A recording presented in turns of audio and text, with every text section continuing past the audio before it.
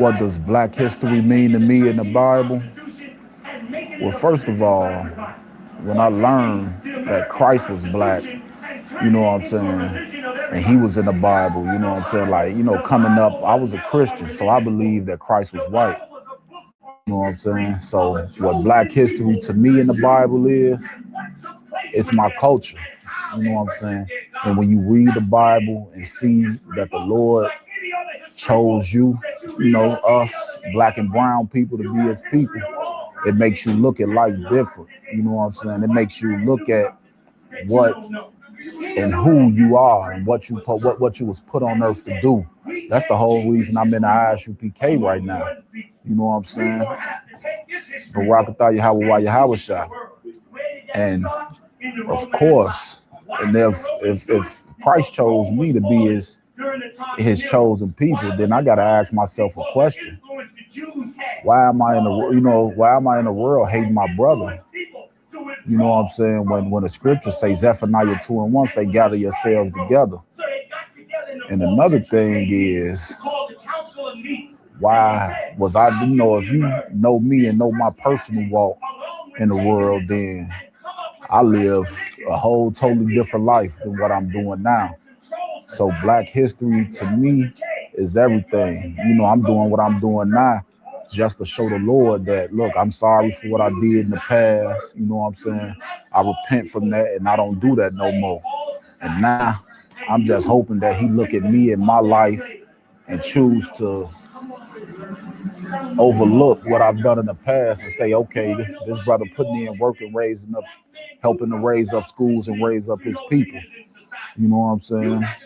You read the book of the Maccabees brothers, and these brothers refused to sin. They refused to eat that pork. You know what I'm saying? That give you a spirit of warriorship. You know what I'm saying? I always had that spirit, but I was using it towards something else. You know what I'm saying? I was using it against my brothers and my sister. You know what I'm saying? And you read certain things in the Bible, like when Eleazar, he ran towards an elephant and killed the elephant, but had the Persians over there on top. You know what I'm saying? And he killed himself. You looking like, damn. You know what I'm saying? Like the spirits that the Most High put on us. I could understand how now that when you look at black and brown people in the world, how they are the way they are, is because they got that spirit of warfare, but they don't have the knowledge of the Lord. So when you take the knowledge of the Lord with that spirit of warfare and you use it towards what you want, towards what the Most High asked you to use it for, then man, we can be unstoppable. You know what I'm saying? You can see the ISUPK, we growing and growing every day. You know what I'm saying? You see brothers getting raised up to troopers and officers every day. You know, that mean the Lord really with this place. You know what I'm saying? Satan tried to destroy this place a couple times. You know what I'm saying? Since 1969, the ISUPK been here, been standing strong under command of General Yahanna. And so I'm just happy to be a soldier in the Lord's army. You know what I'm saying? Black history in the Bible is, you know what I'm saying, everything to me, because the Most High could have done away with us and chose not, you know what I'm saying, not to be with us for us sinning. And now that I got a chance to help build the Lord's army and become something and someone and show my kids, you know what I'm saying, teach them something different, man, I can't, you know what I'm saying, I can't ask for nothing more than that. You know, I'd be ungrateful to ask to be something, you know what I'm saying? So I know I ain't got the most money. I ain't in the best position in life right now here in America. But like the scriptures say, even though you are poor, you are rich because of who you are, because of what blood runs through you. You know what I'm saying? So I'm grateful, you know, very grateful. And me personally, I had a step outside of the truth. Why I even was caught with a handgun and did some time in jail. You know, went through there and taught as well. You know what I'm saying? So the truth is everything to me. You know, anywhere I go, I understand that when I got that oil poured on me, you know what I'm saying? Like when I went to jail, I'm like, man, I'm still a priest. I still gotta raise this yard up out here. And you know what I'm saying? That made me feel better with myself. You know what I'm saying? And man, just being a part of this priesthood, you know what I'm saying? This priesthood, this army, you know what I'm saying? What we building right here on earth, because you know this is what heaven would be anyway, right here on earth. So we building our army right here, the Lord's army, and we just, you know what I'm saying? I'm just happy and grateful that the Lord has chosen me, you know what I'm saying, to be one of the people who, you know, help do this. Scriptures say that, you know, the work is plenty, you know what I'm saying, but it's not many workers. I'm, you know, paraphrasing or whatever. I'm just glad to be one of the workers.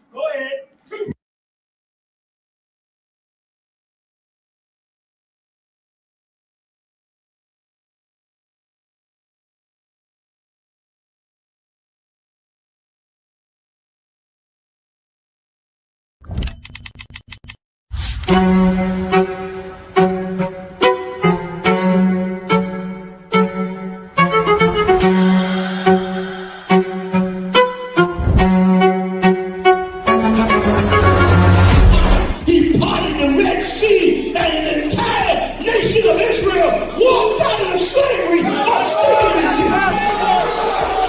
The ISUPK presents the Lord's 57th Annual Passover, April 4th, 2026 in Houston, Texas. You do not want to miss this one, Israel. Shalom.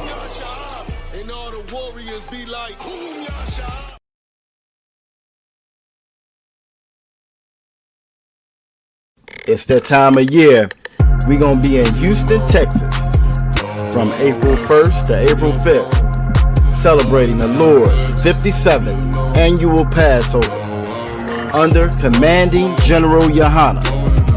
Jam-packed, full of events, line dancing, fishing, horseback riding, rides for the kids, bounce houses, and the annual lamb slaughter held at the BH Ranch. And it ain't no party like the all-black party, the annual all-black party.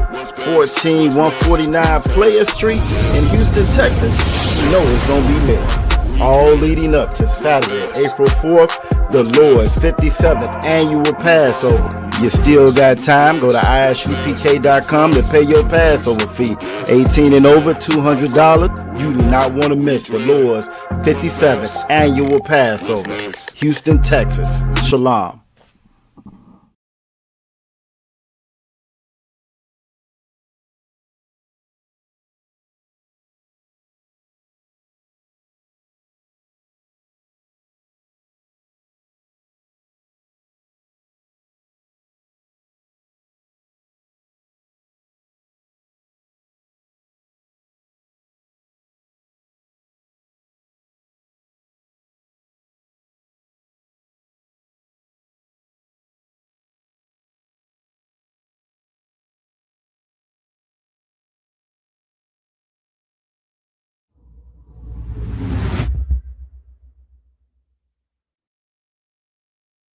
Shalom Israel, Roundtable of Truth interviews, you know what I'm saying? And today, got a very special interview, the water, if I could, General Muhammad, you know what I'm saying?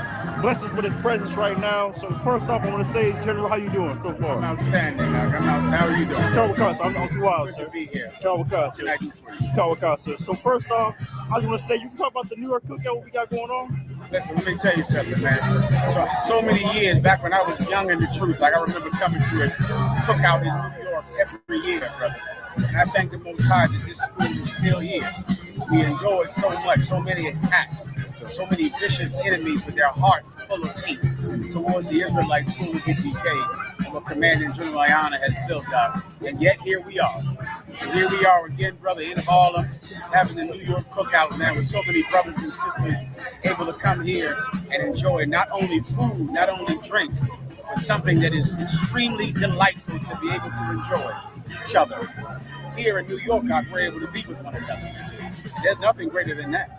There's nothing greater than one another. We come together every year in New York, as well as other cities throughout the country now, but this was the first one. The New York cookout was the first cookout that the Israelite School of UPK ever had annually, and we're still having it today, and we're doing it for each other. You understand? Carl, sir, and that's heavy. What goes to my point about I want to talk with you today about perseverance. Okay. Because that's something that Black people, Hispanics don't really have. We think we have a grasp of it. You know, I'm rich. I persevered through the hood. Now I can live in Beverly Hills. But it's something different with our brothers in the truth, and he stays in the hood, sir. If I could, if you could expound on about how to have perseverance and staying where you are. Okay, the problem with perseverance, right? Perseverance comes against human nature, right? Human nature, if I feel pain, if I feel pain, I stop. Right? If I put my hand in fire and it hurts, I pull my hand out. If I'm hungry, I find somewhere to eat. Right? To persevere, you have to continue in the thing that is hurting you.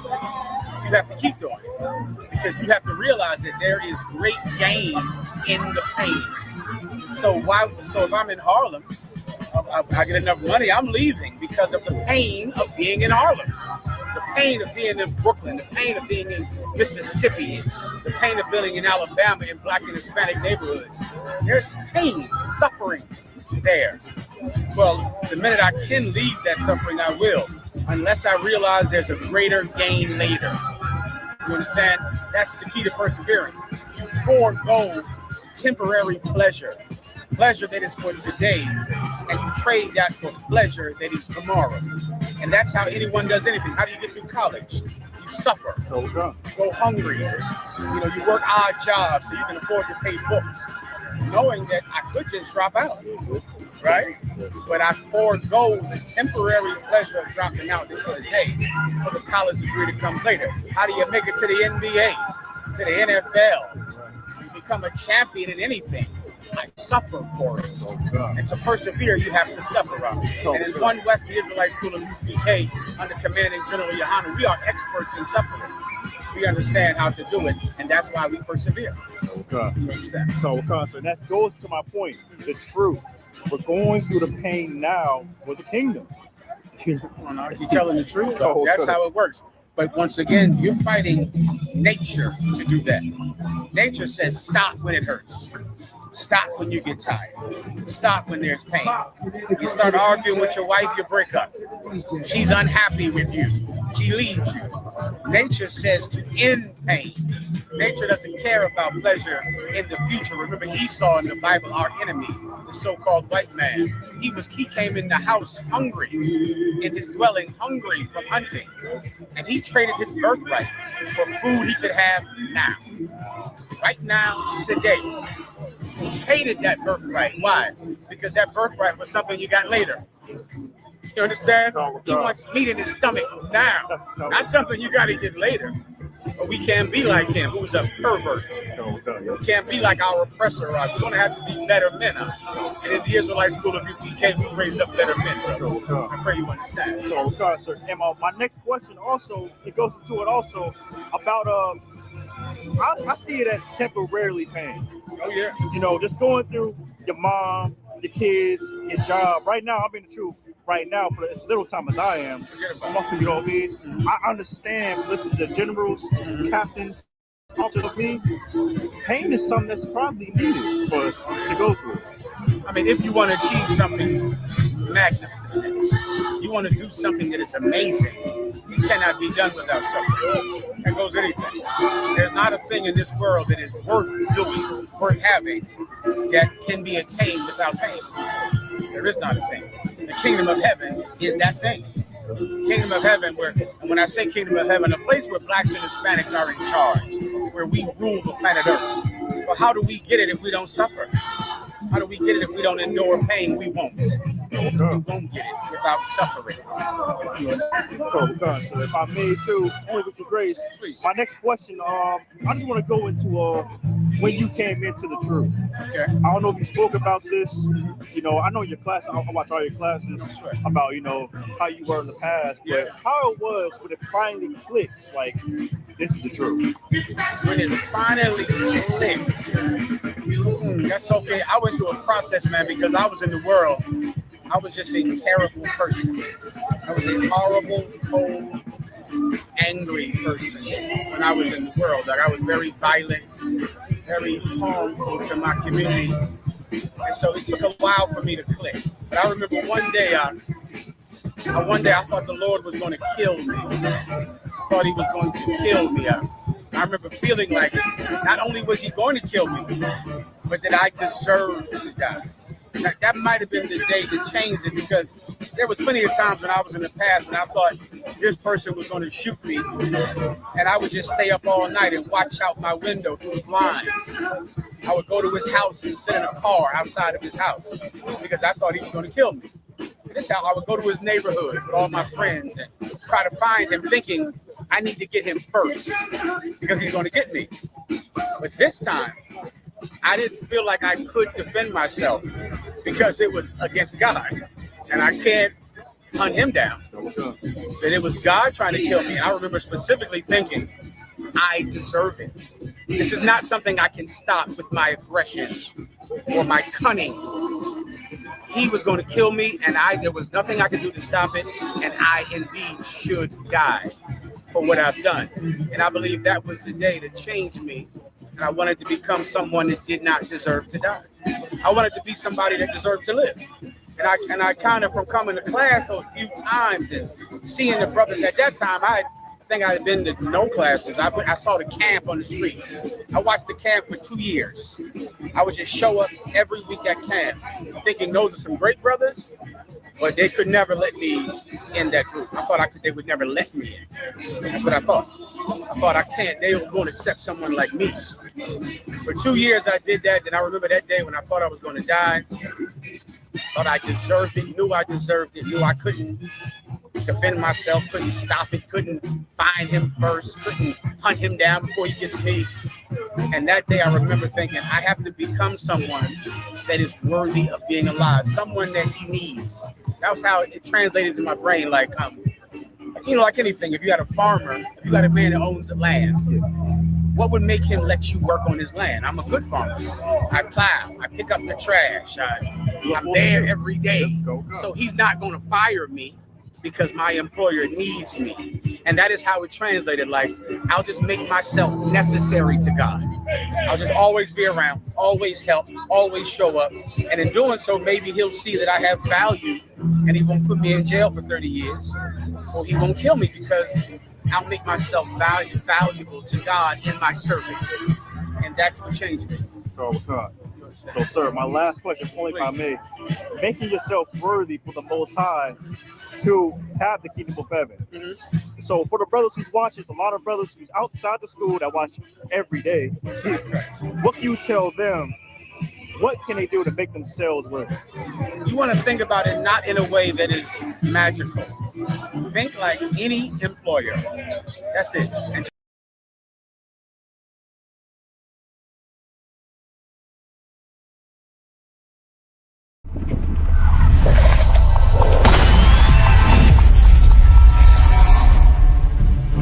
you're a black Marine or a black whatever in the white man's military, that make them want to kill you more. Mm-hmm. Like when they see the uniform on you, they get an extra disdain for you. You know what I'm saying? Because they don't understand why in the hell do you want to fight for them.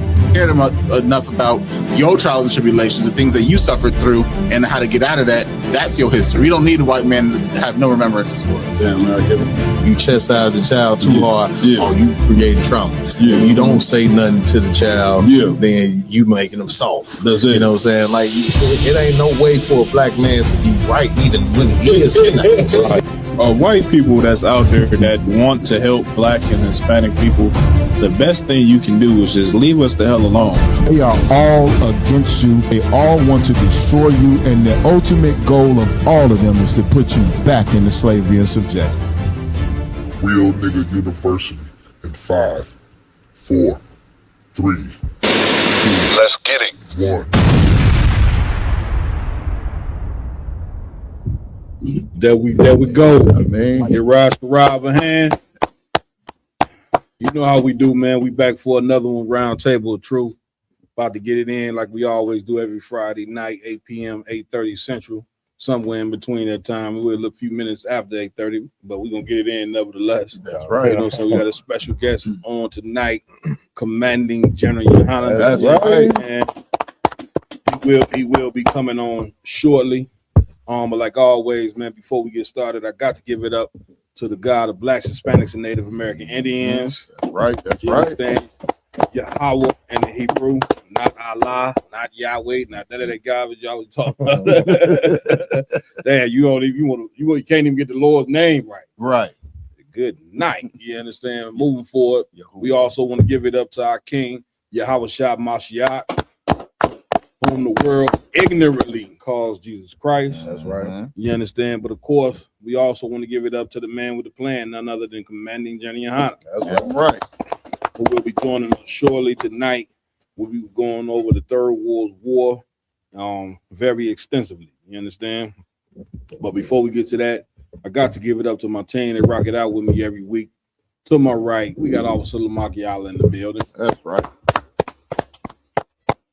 You understand? To my left, doing what he do every week, we got Officer Yaradon in the building. That's right. He wearing a new Real Nigga University color coordination scheme that I've never seen. Me neither, Cap. Hopefully it makes it to my clothes, but I've never seen that color scheme. I haven't even heard a suggestion for it. Moving forward. All right. To my far right, you understand? We got Officer Iwalum in the building. That's right. And man, in here tonight, newly raised. You understand? Doing what he do. Officer of 5,000, Mayad in the building. You understand? Right. He is now a part of the 5,000 club. Yardan, I hope he's ready. I hope he's ready to. Ain't no more Captain Marquardt conversations now. It's the Bayham only. You understand? Also, want to give it up to my technical team doing what they do. We got also Ramawan over there doing what we Right. down. That's right. And of course, newly raised himself, officer of 1,000. These. Ra'ash Karab.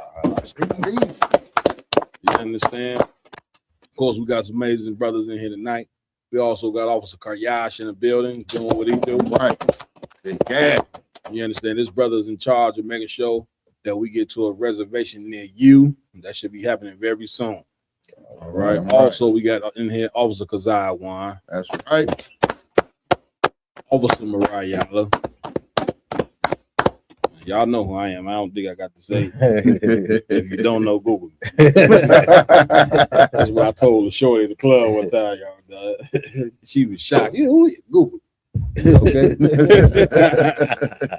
With that being said, man, where we going tonight, Ogden? What's going on out here in this crazy world? Before we get to the Third World War, Jenny Yahanna again should be joining us soon. But what's going on out here? You ever done?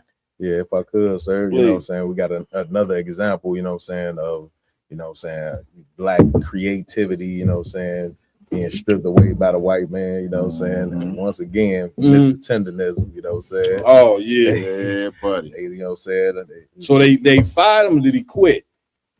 Well, I think it's a little on both ends. Like both of them wanted to separate, you know what I'm saying? Like when it boiled down to it, you know what I'm saying, the devil that he was working up under tried to go and trademark, you know what I'm saying, his slogan, you know what I'm saying, and how he, you know, that come on, man. That is so to who the white man is. A brother come up with something, the white man go trademark it. And listen, I'm talking about and with no sense of wrongdoing at all. Right. Like he didn't stole so much and lie so much. It's just normal to him. Go ahead though, y'all down. You breaking it down. So like it, sir, like he wasn't getting paid off of it. They coming to his restaurant. Yeah. You know what I'm saying? Because of the, you know what I'm saying, the allure that the brother is bringing to it. That's it. At least he could have did is let the brother get the trademark, you know what I'm saying? That's so he it. can go and do other things, you know what I'm saying? But you know, it's a black lawyer that helped the brother out. I think he was able to acquire the trademark. Was it, man? Yeah, man. Get that hand. Like again, the white man is such a diabolical animal, man. He just can't get enough. You understand? That's one of the main reasons why the Third World War is about to take place, because this cat just got to rule the entire planet. You know what I'm saying? Like he can't get enough. You get my point? And the other nations is saying enough is enough. Iran is saying enough is enough. You get my point? So it's about to go down over there. But that's good business though, man. That brother didn't trademark. You know what I'm saying? That whole tenderism. And listen, I wouldn't even go to that restaurant. Right. The devil, like black people should boycott that. That's right. You get my point? That's right. And hopefully this brother, why can't we ain't got enough black dollars to come together to support this brother and open up his own joint? Man, he just did a private party for Ron Isley. That brother, he already up and running. Oh, he on? Yeah. Oh man, get out of here. He got a GoFundMe. I think he raised like 40,000 so far to start his own restaurant. So he in the game. He in there. Man, Most High crazy. I'm sure he's gonna get a ton of support. You already down what you was gonna say. Yeah. Also, it was a brother, and I don't know how solid it is, but it's a brother in Texas. Do y'all got the brother's name? His name, can't think of the brother's name, but he a rapper down there, and he's said he's gonna open up the brother his own spot. You know what I'm saying? His own spot. But it was a Bun B. No, it wasn't Bun B. It was a rapper. This is a newer rapper. I can't think his name. Some cartel, something. Yeah, some cartel. Okay, y'all could. Yeah, Most High price. That's good business there, man. You know what I'm saying? Well, to the general, what we going first? Come on. Like we were talking about the tenderism, brother, and the devil himself. You understand how they separated their ways? It's like that's how the white people want. So what we're gonna go into back in 63, we have a video going over the true spirit of white man and that whole integration nonsense by our civil rights leaders. Damn right. Let's check it out.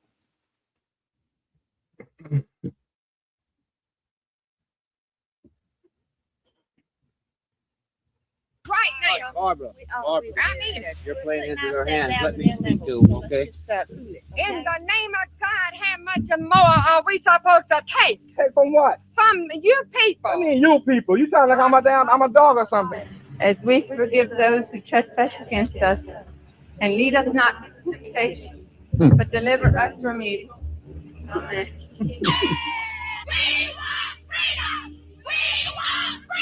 Yes.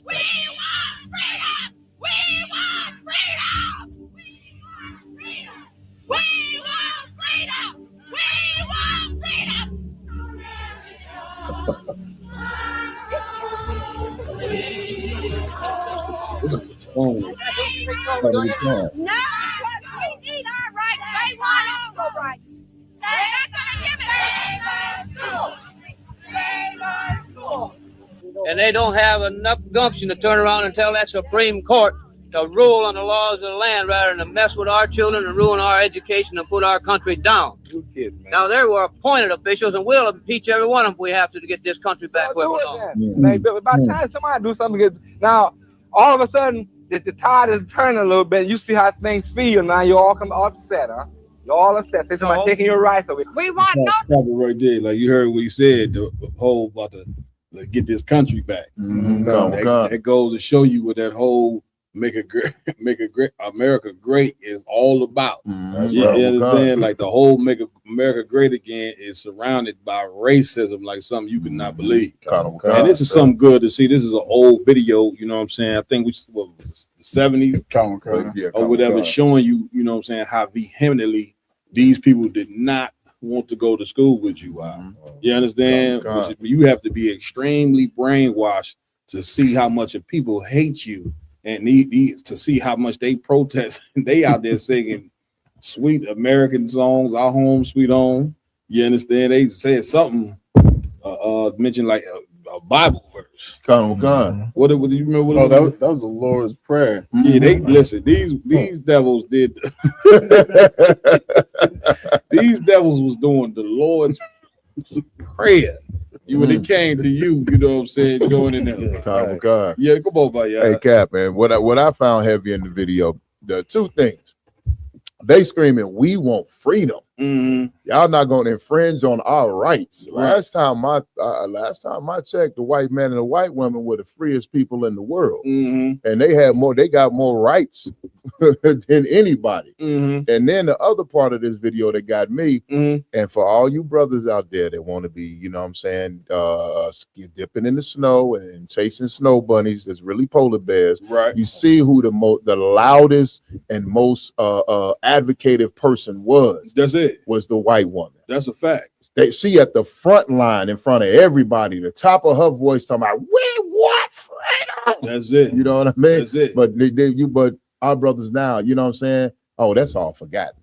You know what I'm saying? They want to lay down with that dog. But that dog was ready to bust your child's head for trying to go to her child's school. And that goes to show to let you know by them even chanting, "We want freedom," like that whole integration for them was like you taking away their freedom. Meanwhile, last time, like you just said, last time I checked, get me right on this, Avalon, who's been getting oppressed in America for 500 years? I thought it was us. You think it'd be us out there talking about we want freedom. Right. But the fact that you want to join them, you know what I'm saying, they feel like they being oppressed. Right. Come on, y'all done. If I could, please. What's so heavy about what you're saying, sir, is like they willing to take you here and you being a servant to them. You know what I'm saying? That's all fine and dandy. You know what I'm saying? When they got you out in the slave field, you could be next to the house and you on that slave field. Damn But right. when it come down to you going to school and getting educated right next to them, right? Nah, they don't want that. Come on, I will Yeah, Cap. I was amazed when the white woman said, "How much are we supposed to take?" What are you talking about? Man, come on, man. These people are diabolical. That's what I'm saying. I thought we should be saying, you know what I'm saying, how much more we gonna take. Right. But the fact that you trying to come together and join them, she talking about like they ain't going into slavery. Which, once again, when they tell you make America great again, Trump, he knew just the right spirit to be in order to win that election, in order to be put into that White House. Racism, because he knows racism is what drives America. I'm coming to you, it's what makes this place go. And guess what? Saying that this would make this place go, it ain't ever gonna change. Right. Like, you understand? Right. Like, we need to get back to black school. Our civil rights leaders was idiots, man, and a ton of them really was FBI agents that a part of white supremacy set up to destroy us. You get my point? Because one part of white supremacy understood it's better for us to integrate and lose our identity, you know what I'm saying, and force integration on a bunch of racist white people than us be alone. Us being alone, you know what I'm saying, and being together is not what America wants. You understand? So if they they force that integration crap on their own people because they know that would be part of the thing that destroyed us. Right. Come on. Like, I'm just thinking about like you in the 1970s and you so-called black person or Negro in America at the time, you seeing them fighting against you trying to fight to join them, and they're saying we don't want you to join us. Yeah, you got to be mentally deranged to fight for a place and try to be a part of a society that does not want you to join them. You understand? Like there has to be something in your mind that should say, well, they don't want us to join, so why are we even fighting to join? You understand? You want equality. They don't even want any type of intermingling between you. What you bringing out so heavy, it's like the brainwashing is like we as a people, we've been missing out on something by not joining them. Right. You get my point? Like we figured as a people, at least our leaders did at that time, they figured that by us not going to school with them and not living in their neighborhoods, that we missing out on something. Right. You get my point? And now you turn 2026, you see what you've been missing out on. Nothing but hell. That's it. You get my point? You done came together and joined them, and now all your sons is walking around with rainbow flags on. Right. Now your daughters, you know what I'm saying, is on Instagram and YouTube twerking. Next to twerking while they 5-year-old daughter is looking in between their butt crack. You know what I'm saying? These sisters, I'm talking about this is a grown woman. See what I'm saying? That is a woman that is mentally ill. You get my point? And we didn't understand that. You know what I'm saying? Now Look at the Jeffrey Epstein files. Like these is who these people are. This is what America is. Like I was thinking about this the other day. Like for it was slave owners who thought like Jeffrey Epstein. You get my point? And our people ain't have no power to stop a minute, because that's what you call a sick menace.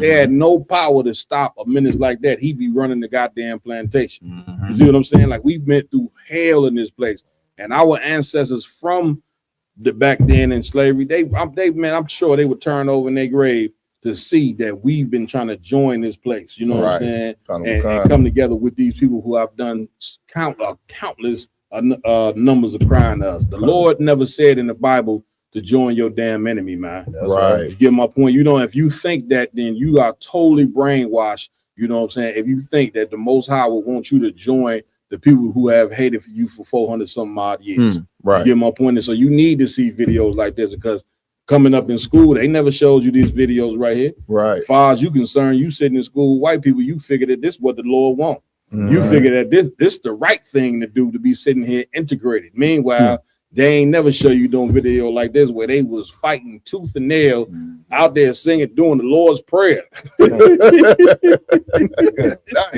Give up what they doing. Like these people are diabolical, man. Like America, you got to understand, these people so sick as I want.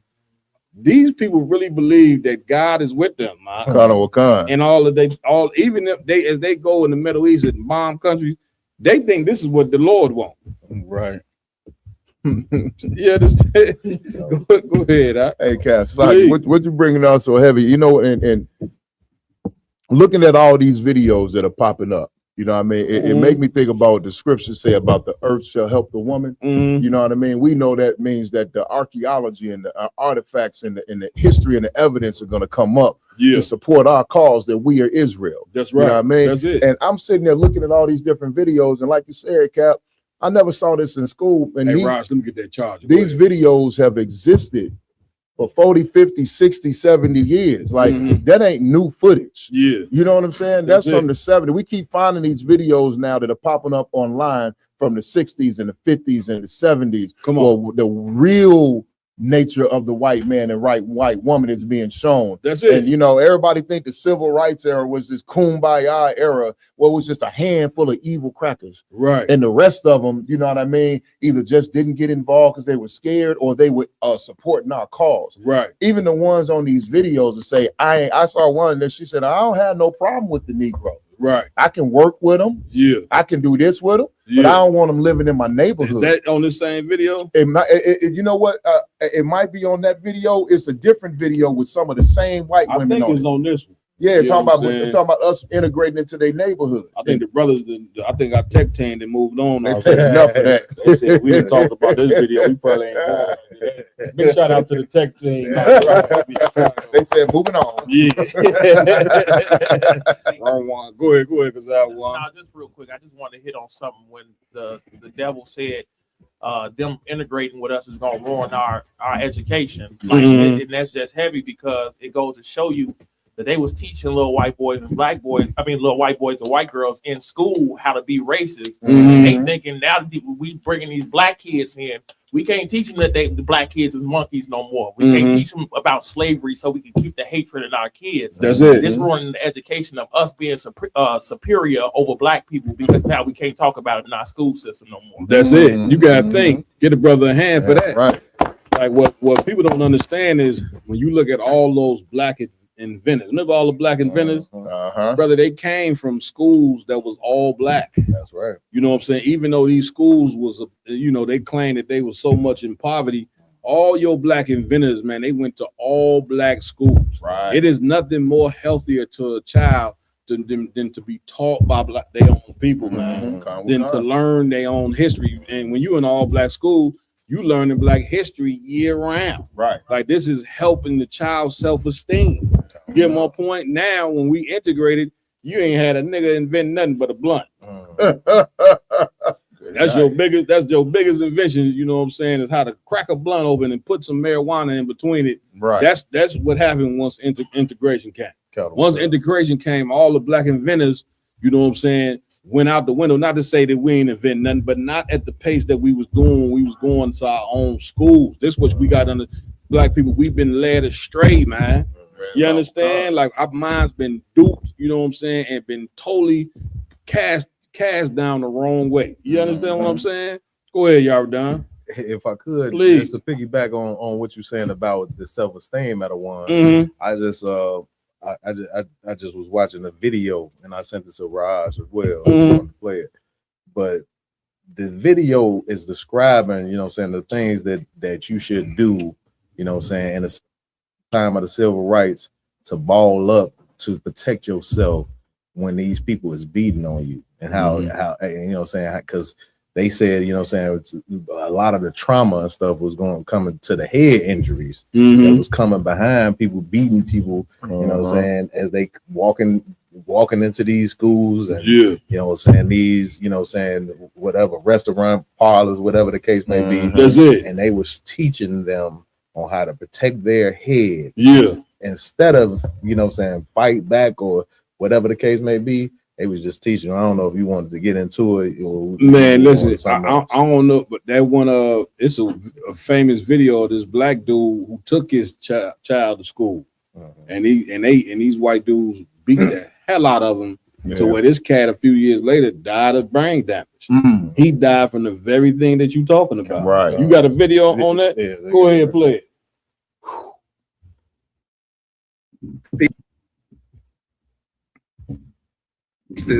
That this is where these brutes are going for, your heads and your faces. So that's the first thing you want that to be. You want it to be instinctive, that you cover up your head and cover up your face. Discipline yourself, practice it among yourself, get in small groups and go through things like this and practice it and let it become second nature to you. Go back home where you belong. That's something. They practicing mauling up.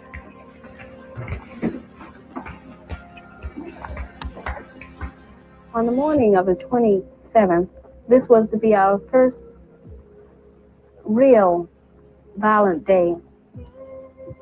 It was the first time when we could really test our own convictions as far as nonviolent means were concerned. 5 ministers said to us, if you go downtown today, you're going to be arrested. Please don't go downtown, because we're not prepared. We should have community behind us. Paul Pratt, he was one of the few white students who were with us. They always pick on the white students because they hate to see white sympathize. I saw a bunch of coloreds sitting on the stools.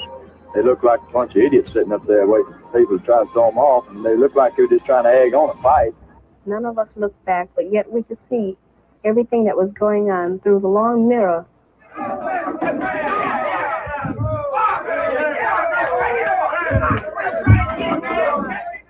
And it seems to me that when it happened, that all of us wanted to be hit. This was an experience that we needed to keep our movement going. Stop it right there, man. Get me right on it, Alvin. Said that. Go ahead, Lamar. You no, go ahead. Man, listen. She said, you know what I'm saying, when one got hit, we all wanted to be hit. Like, do you hear the sickness in his eye?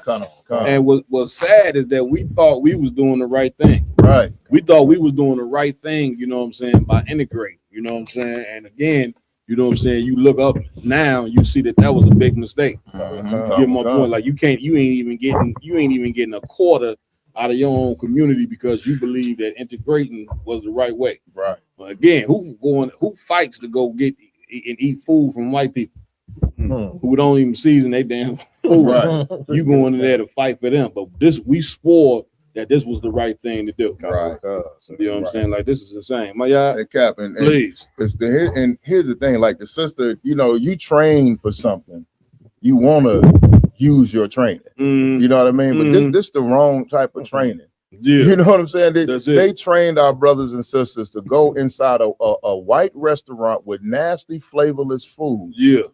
And how to train them not to get their head bust open. You get your body beat up. Yeah. These men and women. It ain't like it was all men going in there. It's a frontline thing, and it's just men. The sisters is up in there too. That's it. Trying to cover their head trying to, and you saw the one brother's the back of his head. He didn't had his head cracked and busted up so much his hair don't grow back there no more. That's it. You know what I mean? Cracked and busted open. You know what I'm saying, to destroy black businesses and make rich racist white businesses rich. Right. That's what his head was busted open for. Right. You get my point. Now you go to some of these major cities, black. It's some heathen inside the store, and it's some black man. He got to set up a stand. You know what I'm saying, on the sidewalk. You get my point, because it's some Arab or some East Indian in a black neighborhood. Now you get my point. Getting all that money for. You wonder how Iran got money for bombs. Well, listen, they in your gas station getting your black dollars. You want to know how these all these countries getting money? They hit in your community robbing you, man. That's right. And sending it back to their goddamn country. Right. You understand? Right. And meanwhile, you out there setting up a stand on the little table, trying to get as much as you can. Listen to these Uncle Tom leaders that we had, but had you believing that integration was the way. Right. So it's important to play videos like this, man, and so we could wake up. You know what I'm saying? As you can see what's going on in the earth, brothers and sisters, now is the time more than ever to get your head right with the Most High.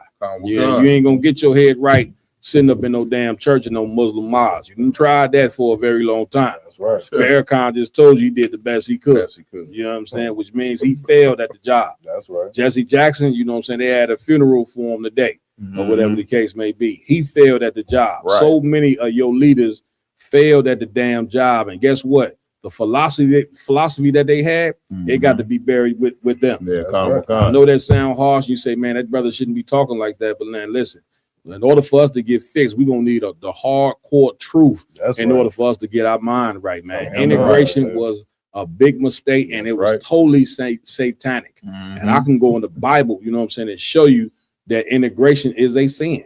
It's a sin to integrate yourself with another people, especially a people that's diabolical like these goddamn white people. That's we understand. Where we going next, Raj Karat? Go ahead, It's like, so I just wanted to say one thing about Jesse, please, and how much of a failure that he was. Please, you know you're a failure when your enemies show up to your funeral. Mhm. He's supposed to have been so much about black people and black power and black empowerment and black community. Then why the hell was Bill Clinton and Joe Biden at his funeral? Bill Clinton and Joe Biden. During the Clinton administration, Joe Biden wrote the 3 Strikes Act. That's it. That locked up more black people under Bill Clinton's administration and That's Biden than any other president, past or present. That's it. And to this day, because of the 3 Strikes program, your uncle's still in jail. Well, listen, they showed up to the funeral because that's just part of the brainwashing of white supremacy again. You know what I'm saying? That's to show the earth, you know what I'm saying, that these 2 former white leaders are supporting Jesse Jackson. Right. You get my point? Like this, how the white man brainwash you. You know what I'm saying? You never gonna get a piece of America. You never had a piece of America, but you've been in an illusion like you getting a piece. Right. So that's why they show up to the funeral. So now it can make the news that Bill Clinton and who you say showed up? Joe Biden. Joe Biden, Bill Clinton showed up. Joe Biden, you know what I'm saying? They played a video a few years ago of him where he was in some conference or something called the Black People Niggas. You get my point? You still went out there and voted for him. Right. He didn't change, y'all. His mind, he understand that what he said was wrong. Right. That's just like you Uncle Tom niggas that support Eminem. You know what I'm saying? Remember they came out with the tape.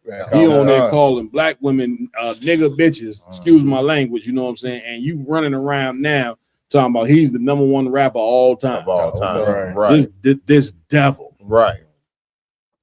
Yeah, come on, man. Where we going next? Let's get to the next joint. Come on. We are gonna go into like what happens when black people actually separate themselves and actually focus on one another. Well, let's do it. 4 black officers were arrested in the U.S. for entering an all-white officers club. In 1945, they were Tuskegee Airmen, just flew combat missions over Nazi Germany. Never lost a bomber to enemy fire. Decorated, battle-tested heroes, now in handcuffs on American soil. Freeman Field, Indiana. 104.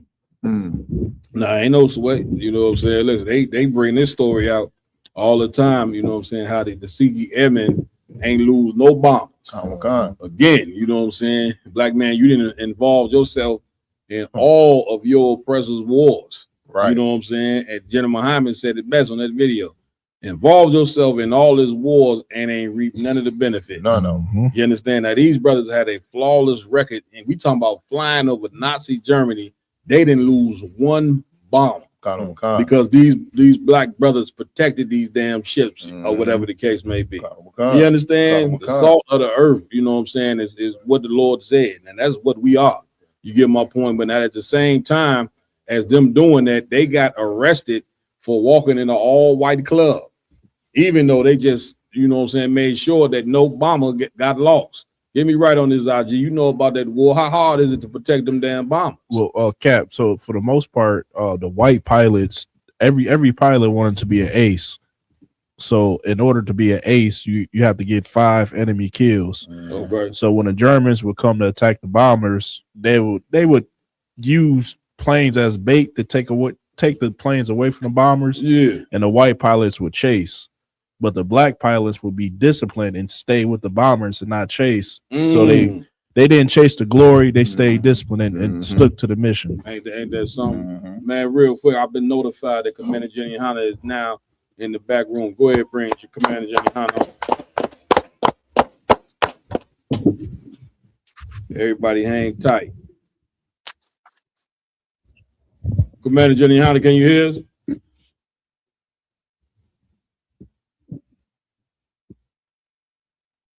Wow, sir. Ain't no sweat. Sound. 1, 2. What about 3, now, 4. General? Come. We can hear you. Can you hear us, General? 1, 2, 3, 4. 1, 2, 3, 4. 1, 2, 3, 4. We can hear you, General. He gonna go and come back in. But now finish saying what you were saying though. I was learn about them bombs. Yeah, so pretty much, sir, white pilots would chase glory and leave the bombers exposed in order to be an ace. Yeah. Black pilots would not chase the glory and stay put with the bombers and not chase. Yeah. So that way they'd end up defending the bombers and not leave them exposed. Yeah. Go ahead. If I could, before the Tuskegee Airmen, Cap, being a bomber was the most dangerous position to be in the entire war. Right. They had a 10% survival rate. Damn. 10%. Damn. So going up in one of them bombers, you had a 90% chance that you was going to die. And when the Tuskegee Airmen came in, they raised the overall rate to 20%. Yeah. So that was just the bombers that they escorted. They never lost bombers. Right. So they raised the overall survival rate. But if it wasn't with the Tuskegee Airmen, you had a 90% chance that you wasn't going to make it. Come on, y'all. And if I could, sir, you know what I'm saying, just to remind everybody, you know what I'm saying, Charlie Kirk said, you know, said that, you know what I'm saying, if a black pilot is on in there, he wanna make sure that, you know what I'm saying, he's, you know what I'm saying, capable of his job. You know what I'm saying? He didn't just get that off of affirmative action. You know what I'm saying? Right. He want him to prove his credentials if he's a black, you know what I'm saying, pilot. When we see throughout history, you should want it to be a black pilot in that, because that's how you know you're gonna survive. Good brother. Good, that's a good point. Hey, Alawapun Ya. Hola, what? Barak. Yahweh Shabrak. Yabashima Shabrak Thumb, Thwada, fam. What's going on, General? Oh man, it's exciting times we in now, brother. You know what I'm saying? I can't get no sleep. My phone blowing up round the clock. I gotta put it on silent just to get a little nap. You know what I'm saying? It's rough, but what you said about those Tuskegee Airmen was so important and such a lesson that we seem to never have learned due to our preachers. Let me explain. Like, if you want to own your reality, if you want to own your history, if you want your dignity and your self-respect, then you're going to have to participate in the propaganda war, because the propaganda war is what happened during that time. Like you said, the Tuskegee Airmen didn't lose a plane. And the pilots was begging to be escorted by them. The pilots was trying to call their commanding officers and say, listen, man, can you send those red-tailed Negroes? Because every time they came through, man, we took no loss. You know what I'm saying? And they command slugger. And they commanding officers would try sometimes to get them through and all of that. And they painted them planes so like us. They put that red nose and that red tail for two reasons. One, to identify our plane as different from all the other planes, and two, to identify that it was an ally plane and not the enemy's plane. Like we was innovating even in that cockpit. You know what I mean? We were better pilots. We knew how to push the planes better. We adjusted the planes ourselves and our mechanics to push the plane better, faster, farther than they did, took bigger chances than them, and still whooped the enemies behind. But what we didn't do, which was so more important, even in the flying that they did, even in all their success, what we didn't do is step up the propaganda war. Like from that day on, the so-called Jew makes that Holocaust like the word, like you don't bow down to that Holocaust. You just the evilest bastard on the planet. That's right. But all of our Holocausts and all of our triumphs never get recognized. They said when the airmen would go through the village in the town, the young black kids would see them in awe in those uniforms. They never saw black men in uniforms. Right. These black men in these flight uniforms, and they know that they're pilots, which at that time, think about a plane back then. You know what I mean? A plane was like, something amazing. Right. And it still is to this day to a degree among black people. You know what I'm saying? So could you imagine back then? You know what I mean? With all the racism, all the racism and everything that they was putting on us, they came through them towns. Them little kids were so encouraged to become pilots. They were so encouraged at the manhood that they would receive as black men, or at least that they hoped they would. And sure enough, those same brothers that came back and parked those planes, handed them keys over to their commanding officers, they got beat up on the train on the way home. Right.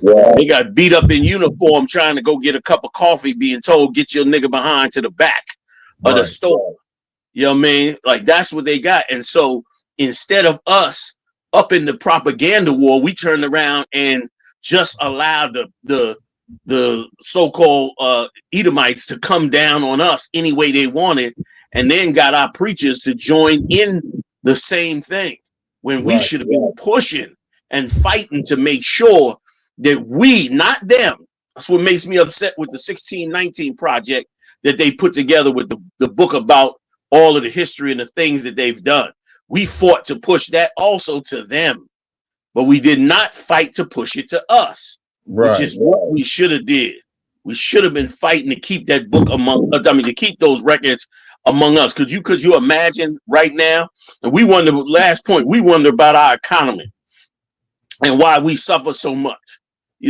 Last hire, first fire, because we haven't forced any industries of our own. We haven't forced. There should be black plane. He said he want to know if it's a black pilot. No problem. Don't go to the black airlines.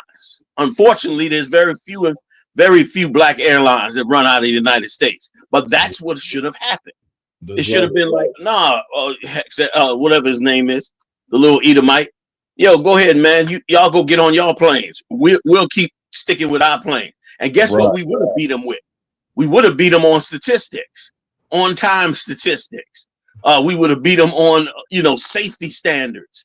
We would have just beat them. Anytime we compete, we win. The problem is we bow our head down. Damn right. The problem with us is we bow our head down and bow out of the competition to make our master happy. And then our master just dumps on us and goes forward like any abuser. The abuser wants you to stop standing up and being you so that you could just be humble and crunched down and destroy. And then the minute you do it, he just go right back to abusing you. Like, your humility doesn't gain you nothing. But in your mind, you think it'll gain you something, but it gains you nothing.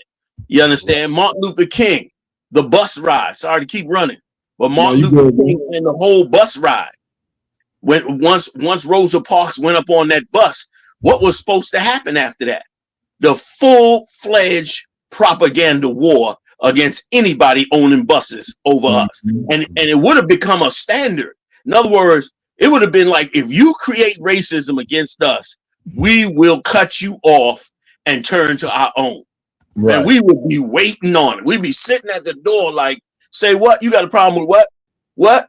And the minute it come out that there was something like that done, they'd be cut off. But instead, what happened is whores like Al Sharpton and Jesse Jackson went to corporations and said, if you don't give me some money, basically, I'm gonna rat you out to black people, like they did Target recently. Right. You understand? I'm not sure all the details. Target may have been legit. I don't know. My point is that many times black leaders have done that, you know, from the 60s on up, really from World War II all the way up to today. They was just extorting big corporations through nonprofits to get a check and never speaking up about what's going on. And that's also why, you know, when you do finally speak up, like we do, Israelite School of UPK, thank the Father in heaven for us. You understand? Right. Like when you do decide to go and speak up, you become an anomaly. You become a big problem because you done decide to stand up and say something about how horrible our people are being treated, and you looked at like the problem, like any abuser. Like somebody that holds you in abuse, don't never admit they wrong and don't never believe you deserve anything. You don't deserve, you don't deserve anything. You're the worst of the worst, even if you're a saint. To somebody like that, you're the worst of the worst. Donald Trump knows the Latinos never did anything to him, but run hotels. He knows that. So why in the hell is he so hateful of them? Simply because he can't like them and respect them, because he wouldn't be who he is. He wouldn't be the type of person he is if he had to respect them, which is why the Lord got to come in when kings become this type of way. So I yield. Damn right. Get down, my y'all. And Salakia, General, if I could, sir. Please, you made me think of something out of one. You know, with them when you mentioned them bus boycotts. You know, when our people boycotted the bus system, we damn near put buses out of business. And one thing that we did to still get to work and still function is we formed like a ride share system in our community where brothers and sisters that had cars were picking brothers and sisters up and taking them to work, taking the kids to school, taking them to daycare. If our leaders were not sellouts and they were really about improving black people and helping our community, we could have started a cab. You know what I mean? A cab system, a cab company right then and there. And the same thing black people were paying to get on the bus, they could have been paying brothers and sisters, and we would have had the biggest, baddest cab corporation the world had ever seen, and it would have been all black. It would have employed our people, and we would have put buses out of business. And the only way to get around town would have been to come to a black cab company. Man, give it up. I hate to tell you, but you just broke my heart. I'm gonna tell you why. Because what you just described actually happened. Black people owned DC Cab. They made movies about it. We ran the entire cab system in the nation's capital and surrounding areas. We owned all the cabs. It was a whole network of us. Right. Men would pass their cab down to their sons. Damn. They would take that medallion and they would pass it down to their sons. Their sons would go get a brand new car, and then they would take over that medallion. Ask any brother that lives in DC, grew up, born and raised, Quabal or one of the brothers, Shalmar, they'll tell you about it. Them yellow and black cabs outran everything. Not only that, a black man started the first ambulance service. They never bring that out. There was no such thing as ambulances in the past. What happened is, if you got injured, the cops came and the cops took you to the hospital. But what happened, of course, is when black people called, they would not show up to take black people. So what one black man did was he went and got him a station wagon and painted something on it, and then started going around. And whenever there was an incident, he would be the one people started calling. And he would pick up the person and put him in the back of the station wagon with the seats down and ride to the hospital. You can look this up. We had all of that, but we didn't have the propaganda. And once again, the Lord said, I chose the foolishness of preaching to confound the wise. In America, it's almost illegal to tell the real truth of history. Like you got to lie on history to get along in this place. You can't say what history really is, because then it would show how amazing you are. That's right. It would show all your accomplishments. It would just tell the truth about you. If you was a piece of shit, then you was a piece of shit. But if you wasn't a piece of shit all these years, why do you have to wear the cloak of being a piece of shit when you inventing stuff and innovating and doing everything that they are claiming to do? We had our own ambulance. We had the DC cabs going out. And if I could, I also, not only was we so powerful when we did do the bus strike, remember Rosa Parks was encouraged to strike on the bus because the railroads who hired the push cart workers used that. That wasn't random. They did that on purpose. And the purpose for them to do that was to bring a battle up against the bus companies. And they did. Like they knew, like all them brothers was working on the train. She was related to somebody that worked on the train. And they got together and decided we was going to make this move for the railroad, and then made the move, and it jammed up all the bus companies. And of course, we didn't use our ability and skills. We would right now, there would be no such thing as the Chinese bus. Right. Who the hell else is riding on the Chinese bus beside us? Right. Like we the ones supposed to be riding the Chinese bus. And they got companies all over, don't follow no kind of safety standards. I'm not even sure them drivers is even licensed. Right. They, you know what I mean? They driving them cars like a damn what's that? What's the derby where you ride the derby and just crash shit up? Demolition derby. Yeah, like that's how they riding them buses, man. Whipping around corners, speeding on highways, not maintenance, no cleaning the bus. Gone are the days of Peter Pan and them type of buses. Right. You know what I mean? Right. You know what I mean? Them old raggedy buses is because once again they took on what was supposed to be for us. You know what I mean? But what went on and dealt with them. The same applies to the food. You know what I mean? We couldn't travel. Like we always innovated. When somebody mishandled us or put us in a box or pushed us in a corner, we just came up with a new method. The bucket of chicken. Why in the hell don't black people own every type of chicken joint across America? Right. When we created the bucket of chicken for you to get, we created the takeout so that you could get that bucket of chicken, so you didn't have to stop in them sundown towns and get killed for just your face being seen off the highway. So we created that bucket of chicken. That's our legacy, our history, man. And now the world is eating fried chicken. You understand? And so now, of course, now we got to pay homage to the East Indians. Like all them people that we buying chicken from, that's who's sitting over there in the Middle East, in Dubai and the Emirates and the UAE, in them palaces and shiny buildings and driving, Bugattis. That's who's in there. Them people that got our legacy and our history and no propaganda to push back on it. And we sit up there, starve ourselves to death in the hood. Like after all the years we've been in this kingdom, we should be the last people that you look at and that are not self-sufficient. Right. It should be a policy or unspoken policy that anything you do with black people, you have to let them do it independently. You can't be over it because they're not going for it because of the history that they've been through. You know what I'm saying? And it should be brought up every single goddamn time so that they know. It should be almost like it should be an offense that you ride into a KFC or a Popeyes. I'm not telling nobody don't go there, but I'm trying to illustrate what it should be as us as a nation. And let me tell you something else too. Every other nation, they can function as an individual, but we cannot.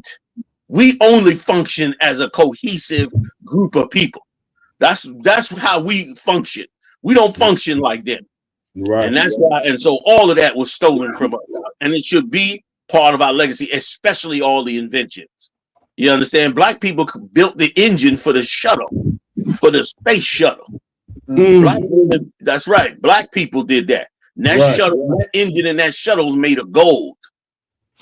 Damn. And we built that. Right. Black people, they made the movie about black people, them black sisters that came up with the computer system to help these Edomites fight World War II. Right. They came up with that computer system. They figured out the math. All the experts and educated Edomites couldn't figure none of it out. They did all of that. You know what I'm saying? And they talking about they want to get black people off of the military website. Like, who the hell else should you ever be talking to about warfare except black people? If you don't know, if you don't understand, go turn on to Sunday's football game, dummy. You understand what I'm saying? Like, they should go do that. Go look at us. That's all you got to do. Go look at the tribe of Judah and see what they doing. That's who you're supposed to go talk to. That's right. And instead, they know everything, but we don't hold to us. You know what I mean? And last point, and it is something the Lord wants. Like, he wants us holding to our identity, our culture, our knowledge, our laws. We can still serve the slave master here, like we should, but we supposed to be like Daniel was, or Mordecai. You understand? When Esther got taken up in there during the Purim, he still followed along to the temple. And when it came down to it and they tried to force him to worship them other gods, he said, hell no. When they tried to do it to Daniel, he said, hell no. When they turned around and called Christ king, they came to get Christ, trying to find a reason to get him killed, had no reason, so put it on the people who was ignorant and brainwashed, and they went and pushed to get Christ killed.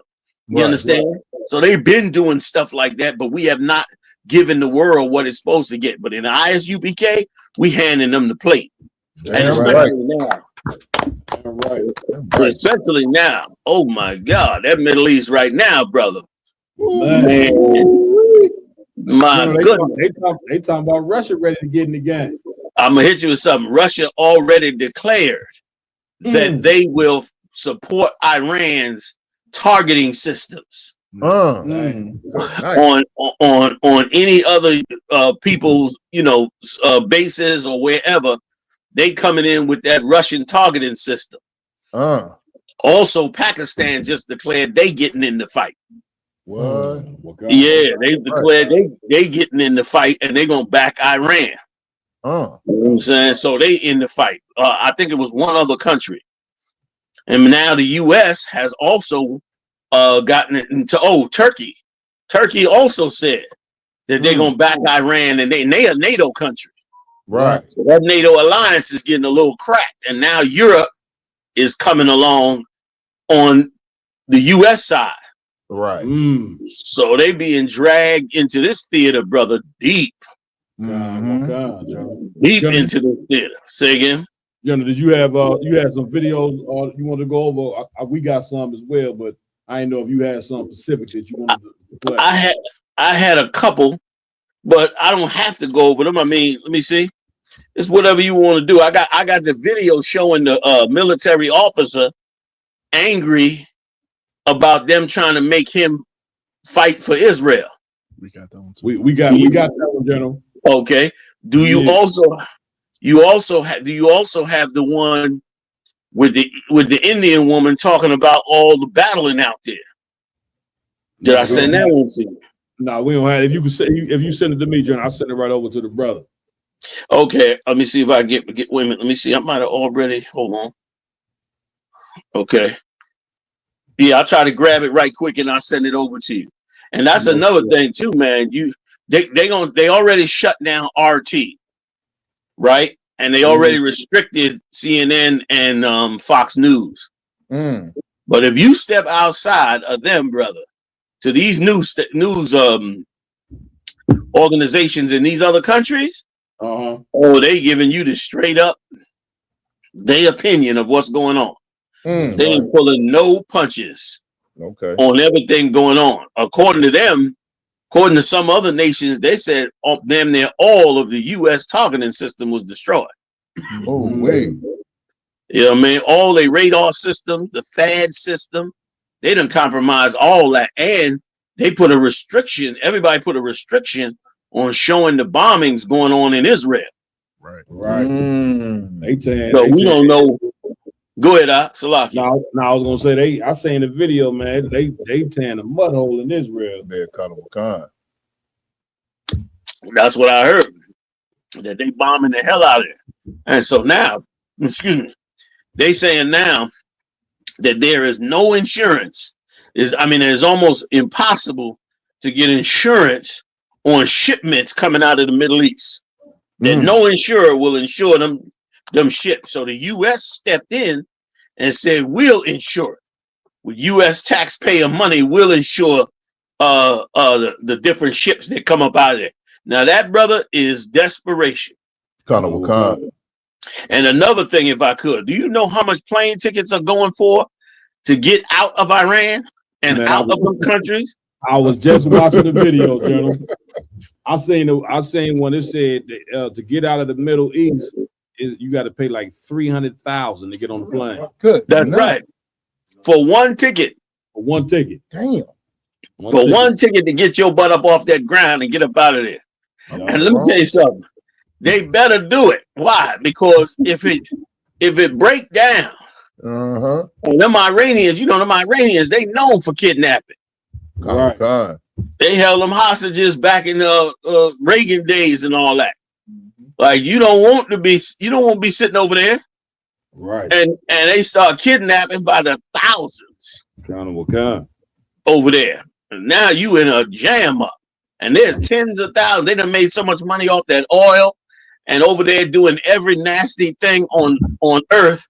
Over there in Dubai and UAE and all that in the big Saud kingdom.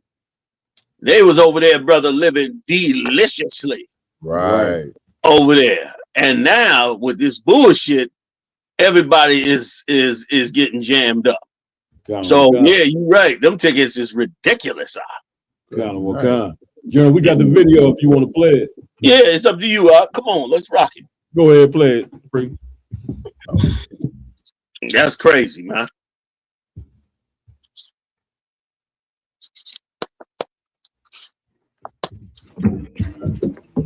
Out. No one wants to fight for Israel. His hand. Dang. Oh, his hand.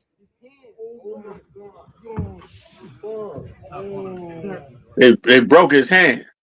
You heard it crunch. Yeah, You understand? He on there talking about nobody wants to fight for Israel. Which get me right on this, Journal. A lot of these white Americans are seeing that they being dragged into this war, you know what I'm saying, by Israel. You know what I'm saying? So it seems like it's dividing the country. Would I be right in saying that?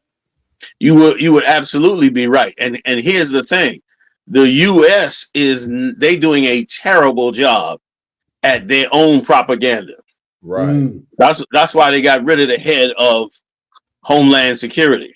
Right. Because of all the bad press they got and all the heat they got for murdering them Americans. Like they expected them to murder them Americans and it to not come up. And they losing the propaganda war in the Middle East because they're tied to Israel. Right. You know what I'm saying? Like they losing that war when they supposed to be spinning the war. Hex said he trying to spin it. And here's the thing: this is a lesson to learn for anybody that wants to be a real leader. Now Esau will tell you not to do this, but the Lord is not with this. As a leader, man, you should never lie to your people about the situation. Like they done lied so much that don't nobody trust them no more. Right. You know, like Trump come out and say something, nobody know if it's real or not. Because he says so many outlandish things that are not true. Right. So as a result, you don't know, is he telling the truth? Is this really happening? So once you start doing that, you start destroying your own ability to push your propaganda. Right. Because can't nobody trust you. You know what I mean? That's why they say it on CNN. They said the most trusted, I forget how the slogan go, but they say the most trusted news agency in the world, CNN or something like that. In other words, they trying to say, trust us. We're going to always tell you the truth, which of course they not, but you get my point. Like you don't want to get known for lying, because then nobody listen to you. And then your enemy gets to push their propaganda and people believe them. Exactly. You know what I'm saying? And you can best believe the Iranians are pushing they ain't sitting at home. You know what I mean? They known for their cyber warfare. So you can best believe you got blonde hair, blue-eyed Edomites sitting on the internet telling you about how terrible Americans are. Right. Exactly. For the war that's going over there. And if your propaganda is flaky because people don't trust you, then you're gonna catch the vapors. Right. Okay, sir. They're gonna dismiss what you're saying. And so now that little stunt that he did is going viral. And the problem is people believe it. Right. Whether true or imagined. You know what I mean? People believe it. Right. And let's face it, you can't convince people of nothing after they've seen you eating babies, raping little girls. I mean, you ain't got a whole lot of juice in the tank. You know what I'm saying? Exactly. To push what you saying, which is a problem. Play it one more time if y'all don't mind. Nah, ain't no sweat, sir. Water. You're in the bar, gentlemen.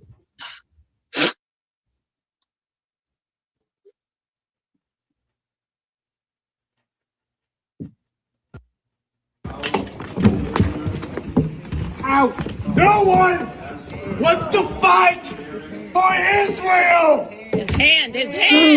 Oh, his hand. Salaki, sir. They study pulling on him while he's playing his hand. Yeah, man. If I could, sir, go ahead. Yeah, go ahead. Hand. They broke his arm. They broke his arm. They broke his arm. And the diabolical part, what makes it more dynamic for the so-called American people, the one that video, the whole video is longer than that. Right. They were struggling and wrestling with that cat for a minute. Yes, they were. Before he grabbed the door in his hand. The one that ran up in the suit, that's a U.S. senator. Damn. Get Conor McCon. So that's a senator who decided to jump up off the pulpit up there and run down to assist them. And he grabbed his leg and pushed it, and that's when his arm popped. Dang. So that now the headlines are reading U.S. senator breaks U.S. Marine's arm. Good night. Let me tell you something about that arm he broke. Woo, that's about to get super expensive. Oh God, that arm crack, that's gonna be expensive.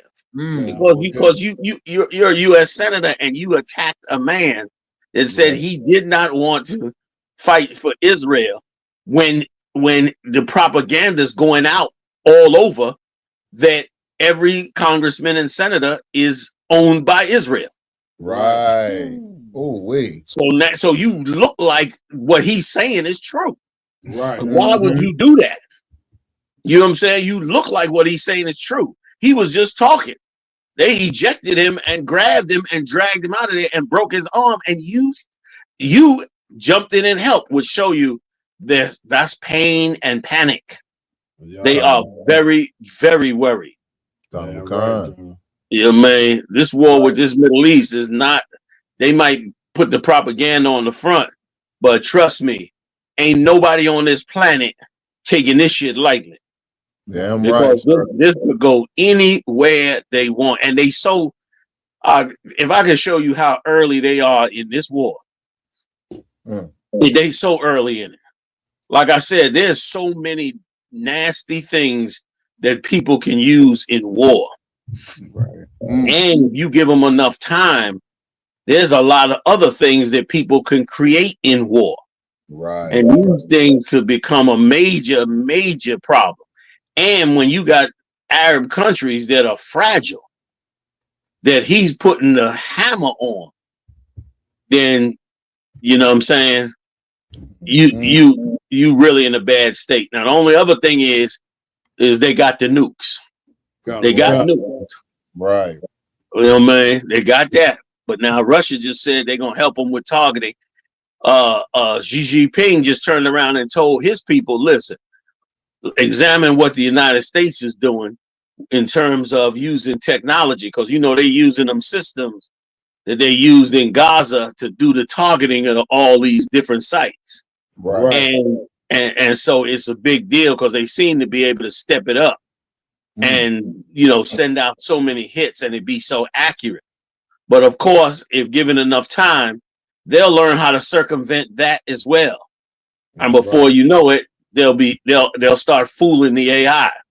They'll figure out a way. They'll use another AI and figure out a way. And now you got a whole nother mess going on. England just got in the war. Now England is allowed the U.S. to use their bases to do more attacks, which means it's going to be stepped up on that side. Right. So both sides are getting stepped up. They may quell it down. No, like Christ said, no man knoweth the time. But this much everybody can say: the Middle East has never been this much on fire before. That's right, sir. There was never a time, right or wrong. Right. Yeah. John, we got another clip we're gonna go to right quick. Okay. Let me turn my heat. No, ain't no sweat.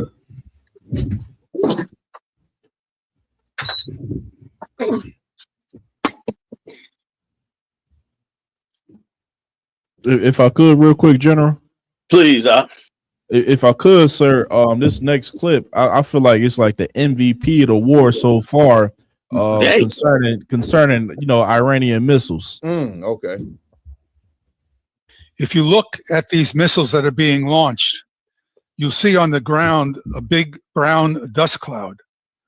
And what I think we're seeing, I'm quite sure, although I'm talking off the top of my head now, is the missiles are being launched from tunnels underground, but the top of the hole from which the missile comes out is being blown open because it's covered with sand and probably a very shallow, fragile roof. So you can't see that there's a launch site from the sky. So it looks like just desert below you. Yep. So for attacking these underground structures that are associated with tunnels, you can't even find the tunnel openings in these cases. You'll know later. See this right here, and we don't know. It's just pure speculation how many of these they have. I've seen one expert we had on the show here said there could be hundreds of these things. We don't know easily. But this just exposes the claim that our chairman of the Joint Chiefs of Staff made. I think it was yesterday or day before, where he said basically we've taken out half of their launchers. Half. Yeah. I don't believe it. Flying, and number one, I don't know how we know how many they have. So you don't know what the start point was. But now that you see this you don't even see a launcher here. So the idea that you're taking out their launch capacity seems not validated by the facts. Man, I mean, what could be said? Like you can't even, like, that's how they beating the AI. Carnival Khan. Because it looked just like the desert. Good night. Which means they knew AI was going to be part of the battle, and they made sure that they had the weapons in a situation where you couldn't find them. And they said that Iran haven't even pulled out their heavy artillery yet. Yeah, they haven't even gone to the second phase. So if this is coming out the first phase, man, they putting some heat on the situation. Salakia. If I could, General, please. This is how all these years that America has been sending delegates and inspectors over there to see if Iran had nuclear missile capabilities. You know what I mean? And trying to determine their capabilities. This video right here, like, it's kind of hard for Iran, like, to go back after this has been released, because now we know that they've been hiding missiles underground and camouflaging them so well that you don't know where they're going to come from until they launch. You know what I mean? So I'm sure Iran has nuclear missiles and nuclear sites underground, unseen, just like those regular missiles that more than America ever imagined that they have. Because I remember when I was younger, when they talk about how Iran enriched uranium to nuclear capabilities. And so the question was, when would they develop all these nuclear missiles? Obama and Clinton and Bush and all these other cats were looking at Iran for their nuclear capabilities, and they could never find nothing. Well, now because outside our alum just, you know what I'm saying, just dropped the video about it. Just, you know what I'm saying, the video just showed that they've been developing this underground. So we have and I'm sure every last one of them Iranian missiles is aimed right here towards America. That's heavy. General, I guess it's safe to say, General, that Iran is not Venezuela. I think that's a good calculation. Give me right on that part, General. I think you are absolutely correct in that calculation. You know what I mean? Like once again, Venezuela wasn't together as one. And one of the main reasons they wasn't together as one is because they was not worshiping the Most High. The Iranians got their God in the desert, and they then came against it. You think about it, they the most strictest religious organization, and they were the most powerful ones in the Middle East. Next to Israel, who's only powerful. Matter of fact, they are the most powerful because Israel only could take them out with the U.S. Had the U.S. not backed Israel, they would have wiped Israel out. So they were the most powerful Middle Eastern country, you know what I mean, by far, without, you know what I mean, based on their religious and cohesionness, based on what they believe in. So they became a formidable enemy for that very reason. And I don't know how well the U.S. would have done without Israel's help. You know what I mean? The U.S. they probably couldn't take out the U.S., but they may have held the U.S. to a war of attrition long enough for the U.S. to have to back off. So it could have been, you know, it could have been bad, and it could still be bad because you know the big one is if they cut that water off. 90% of Saudi Arabia's imports come through the Straits of Hormuz. So they shut that down, brother. Stuff starts shutting down. The shutting down of oil is going to mess with the absolute world. Any companies making tires, any companies making plastics, any companies making anything that needs petroleum. And that includes gas, that includes fuel, you know, gasoline, that includes anything that's used that you use petroleum with to either refine, build, you know, whatever. It affects that thing. And so that's going to reach all the way, you know, that's going to reach the whole world if it's allowed to run a little bit longer. You know what I mean? And there's European countries like Germany and others who already are going through a recession from them fighting with Russia. So now these cats go and cut the oil off and shut the back door on them. Now that's going to be a major problem. You know what I mean? And they saying that, and they saying if Saudi Arabia turns around and bombs the oil, I forget what they call those. What do they call that thing that they do for their water? I'm sorry, not oil, water. Because something they have to do to retain their water. Their water, of course, comes out of them deserts, so they gotta, you know, they gotta have like treatment plants for that water. And if the Iranians bomb the treatment plants, according to some of the Chinese experts who could be propagandized, but according to them, they got 3 weeks.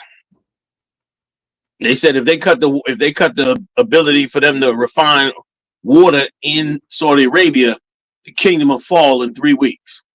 Damn. That's what they say. Because it's the desert.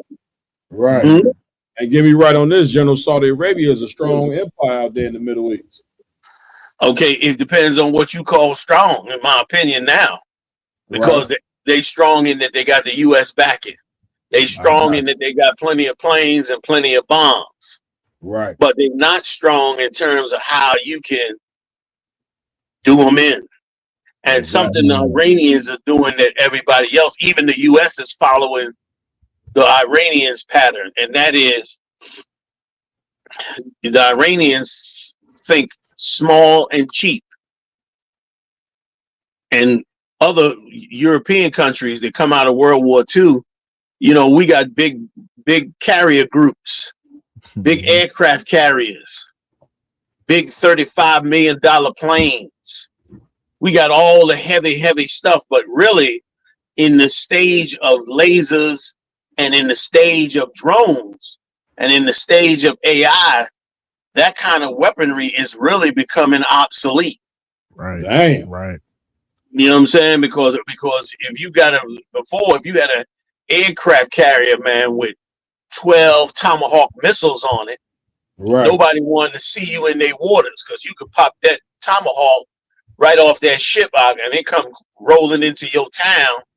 You understand, off the sea and devastate everything in your town. But the problem now is somebody could be sitting on the shore and launch a $50,000 drone, and that thing come and blow up the whole goddamn ship.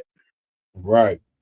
So now who's fighting cheaper and faster and better?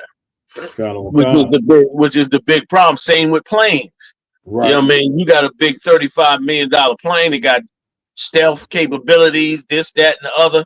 But then some fool have made a drone for near nothing and fly that thing up next to you and just ignite it. Now your whole expensive plane gets blown up. Right. So the Iranians are using a guerrilla style tactic that is hurting the U.S. They're trying to adjust now. They're trying to adjust and making the same drone. They took the Iranian drone, back engineered it, added a little bit of sophistication to it, and now they turning them drones out against the Iranians. They turning their own drone style out on them. So you know what I'm saying? So that's the problem with that kind of warfare. Go ahead. I'm sorry, Al. No, I just want to say, I seen a video on my way to the school that said, so far the United States has spent $3 billion on this war. Good. You know what I'm saying? All the weaponry, like you just named a few missiles that cost 35,000, and all this weaponry they're using that costs all this money. And they were saying that so far they didn't spend $3 billion on this war. You know what I'm saying? So like you were saying, as longer that this war go on, they're gonna come out of a lot of money. They're gonna spend a lot of money in this war, which I'm sure, you correct me on this, General, I'm sure that's gonna affect the U.S. economy in some way, form, or fashion. Okay, that no, it's not. Like the U.S. got the deepest pockets on the planet. So you can they ain't gonna never run out of what they can do. But the problem is they can't run out of how effective they are. They can get outflanked. In other words, if they do shut down the water, now Saudi Arabia fall, that means everybody falling. Right. That means even your tech companies. If Saudi Arabia fall out, that's the end of Silicon Valley.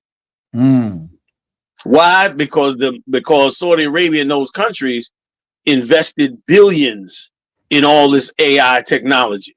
Right. They're the big investors in these companies. Right. So if they get jammed up, then the companies don't get their investment money, and so the Middle Eastern countries don't get their return. Right. So now they could. So in other words, they ain't gonna slow the U.S. pockets down, but boy, they can put a hurting on the entire situation. Right. Like it's great if you got deep pockets and high-powered weapons, but if there ain't nothing left in the desert for you to come get, for you to protect, for you to save, that could be a problem. Right. You know what I'm saying? Which is leading to the next big question: is Donald Trump going to be willing to put troops on the ground? Right. Because he needs 250,000 troops to go take that country, probably more. Who are you going to put on that ground in those numbers? Man, it'll be bad. That'll be another forever war, just what he was trying to avoid. Because you couldn't, it'll go on forever and ever. It'll go on like Afghanistan went on. It'll go on like Vietnam went on. It'll just go on and on and on. They'll just pass the shit down to their sons, and now their sons bombing you. Their sons building roadside bombs, and it'll just go on and on. It's going to be like Iraq is. They rose up in Iraq and bombed the hell out of the green zone in Iraq. Right. It was like the most sacred, solid zone. They went in there and bombed the damn thing, which is, once again, that's the part they got to worry about. Not how much money they got in their pockets. And how much money they got in their pockets has also puffed them up. Right. Also made them puffed up, which leads you to the scriptures. You know what I mean? Where the Lord said he hated a proud look. Damn you know right. what I'm saying? And then where he said he's gonna break the staff of Egypt. Right. You know what I mean? Which we could go into if y'all feeling any of that. Somebody grab that scripture, Greg, fast. Real quick, I believe I will want to say something, Journal. Please, well, sir, just on your recent point, we do got a couple videos on a potential ground war in Iran. If you want to see those, sure. Let's take a shot. Y'all want to check it out? Journal, what was that scripture you called for again? When the Lord said, "I will break the staff of Egypt." And I really want to get Ezekiel 13 in a second, but we can wait on that one. We'll grab that as well too, Journal. Because what did they name this attack? Operation what? Fury. Epic right? Fury. Epic Fury. Epic Fury. Like, they should be careful with the Lord. Like, you should not be calling out stuff you doing Epic Fury. Right. Because you might meet the Lord's fury. Journal. And he gonna bring you into reality that you just a man. Salaki, go ahead, I ain't no sweat. You want the scripture first or the video, Journal? Either one. It's up to you. We can go to video first if you want. Whatever y'all want to do. President Trump has not ruled out boots on the ground in Iran. Are you afraid of a U.S. invasion in your country? No, we are waiting for them. You are waiting for the U.S. military to invade the ground troops? Yes, because we are confident that we can confront them, and that would be a big disaster for them. President Trump has... Brother, there will be no falafel being baked in Iran. He said, we waiting on them. What God? Damn. What God, they ready to get it on. I'm telling you. You got the precept? Go ahead. Yeah. You got the precept? Break the staff of Egypt. Yeah.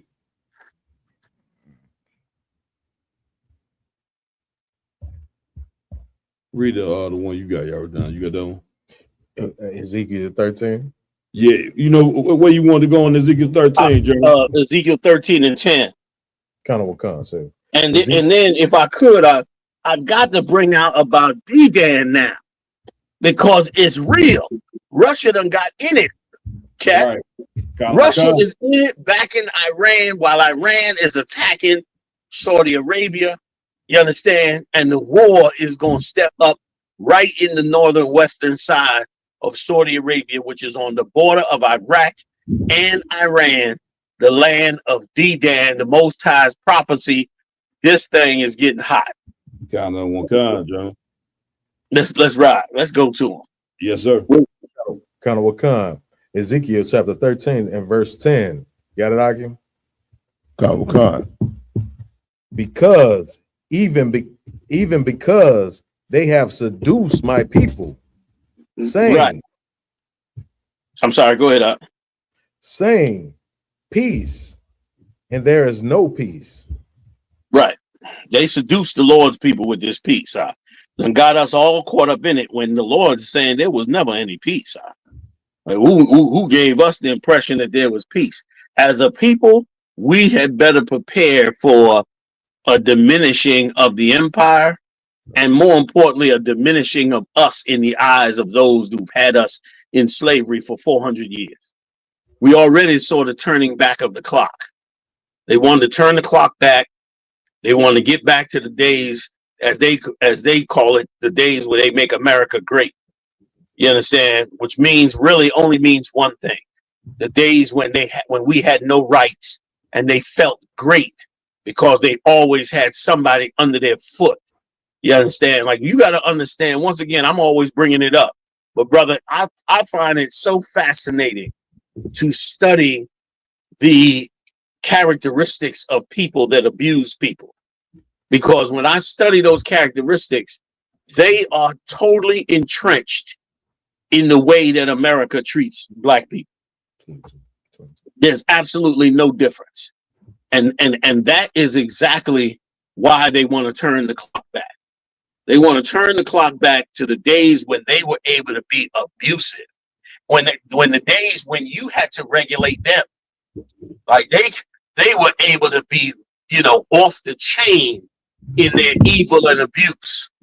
And you had to be the one that constantly begged them to be sane, begged them to be, humane, because they didn't never want to be humane. They never want to be civilized. They wanted to be like wild animals on everything they touched. So they needed somebody there to beat on so they could regulate themselves, so that they can say, okay, ooh, I gotta cool out, man, because I'm ready to kill these people. Like, they need that. And we've been that for so long. We've been the Oprah Winfrey. We've been the Aunt Jemima. We've been the Step and Fetch It. You know what I mean? That was us. That was us regulating their, maniac abuse to everybody around them. And they want to push us back there. Why? Because they have nobody to regulate them. Right. That's why they're over there in the Middle East now going to fuck off. Excuse my French. With some nonsense that they ain't think through. Because they don't have nobody to regulate them. Nobody to make them not act like a monster. And so they want to put us back in there, and we should be getting ready for that. Damn we right, should be sir. considering how we're going to move forward in terms of being able to feed ourselves, clothe ourselves, keep ourselves safe away from whatever it is they planning to do to help bring themselves into destruction. Salaki, keep it going on. Kind of Wakan, sir. And one built up a wall, and lo, others dealt it with untempered mortar. Right. They build up a wall, and then others come in and put mud on that wall to keep it together, but the mud is untempered. It ain't good mud. It's the kind of mud that breaks easy, cracks easy. They think that wall is a good wall of security, but it ain't nothing secure about it. And that's the mindset that they are in this empire. That look at us, look at who we are. None could touch us. Nobody could come up against us. That's what Haman thought. That's what others thought. So many thought that way. And the Lord put them to flight. You know what I'm saying? Right. Give me that. Right. You know what I mean? Right. And so not thinking this through could end up destroying half of Europe, could destroy everything, could destroy the world's economy. Like going in here could destroy so much. Right. You know what I mean? Of what's going on. Go ahead. Kind of Wakan. Say unto them which dab it with untempered mortar, that it shall fall. There shall be an overflowing shower. Right. That it shall fall. It ain't gonna hold you up. The defense systems of all these nations, including the Edomites, is not going to protect you. Right. This wall is flawed. And the reason it's untempered mortar is because it does not involve the Most High. That's why it's untempered mortar. That's why it's weak. It's weak because you haven't considered the Lord. You haven't said to yourself, well, the great powers that rule the universe, we need to recognize that we've abused their children, his children. We've abused his name. We've abused their identity. We're actually fighting with a people were claiming their identity, which is what Tucker Carlson brought out. So now, if they had considered all those things, then they would have said, well, let's first fix this. Let's fix this with them, and then we can go ahead about our business. They didn't do that. Right. They didn't respect the Most High. And the Most High said, fear is the beginning of understanding. How you going to consider yourself wise and you don't have no fear of the Lord? You have no belief that the Lord even exists. Right. If you don't see him every day, you all puffed up in your own stupid mind, thinking that you can actually do something on this earth and it'll last and still stand, just like any weak wall. You build a wall up, it look good. You put the mortar on it, it looks strong. That's it. It looked like, yeah, you got it under control until it falls. Then you say, oh shit, it's untempered mortar. Go ahead. And ye, O great hailstone, shall fall. And you, O great hailstone. That hailstone, like hail come down from the sky and hit you and bust you in the head. That's Esau. He's the one bringing that great hailstone. And eventually this empire, like all empires, are going to fall. And this empire is written in judgment by the Most High. So it's just, I'm sorry for the Edomites to say it, but it's gonna all fall. Now, will it be this time? Will it be at this time? I don't know, because the Lord said no man knoweth the time. But you can best believe that this is a great examination of what is about to happen. Damn right. Either now or in the near future. Go ahead. If I could, generate what you were saying, how he don't fear the Most High. The sad part about it is how he have taught us as a people not to fear the Lord. You know what I'm saying? And you go out and see what we do every day. That's right. You know what I'm saying? As far as all the abominations that we take part in here in America, that shows we have no fear of the Lord at all. You know what I'm saying? Come to mind that scripture with in the Revelations where it say, who have worshipped the beast, right? Who able to make war with him?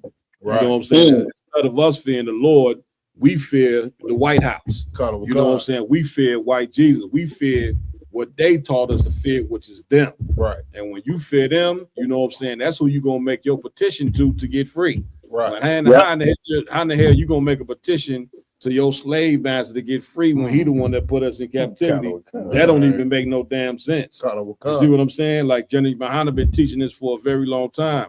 Instead of us voting for the white man and making our petition to him to take us out of this hell, we supposed to go above him, man. Right. We supposed to be making our petition to the Lord to get up out of this. We supposed to be fearing the Lord, and when we fear the Lord, guess what's gonna happen to black and brown people once we truly fear the Most High?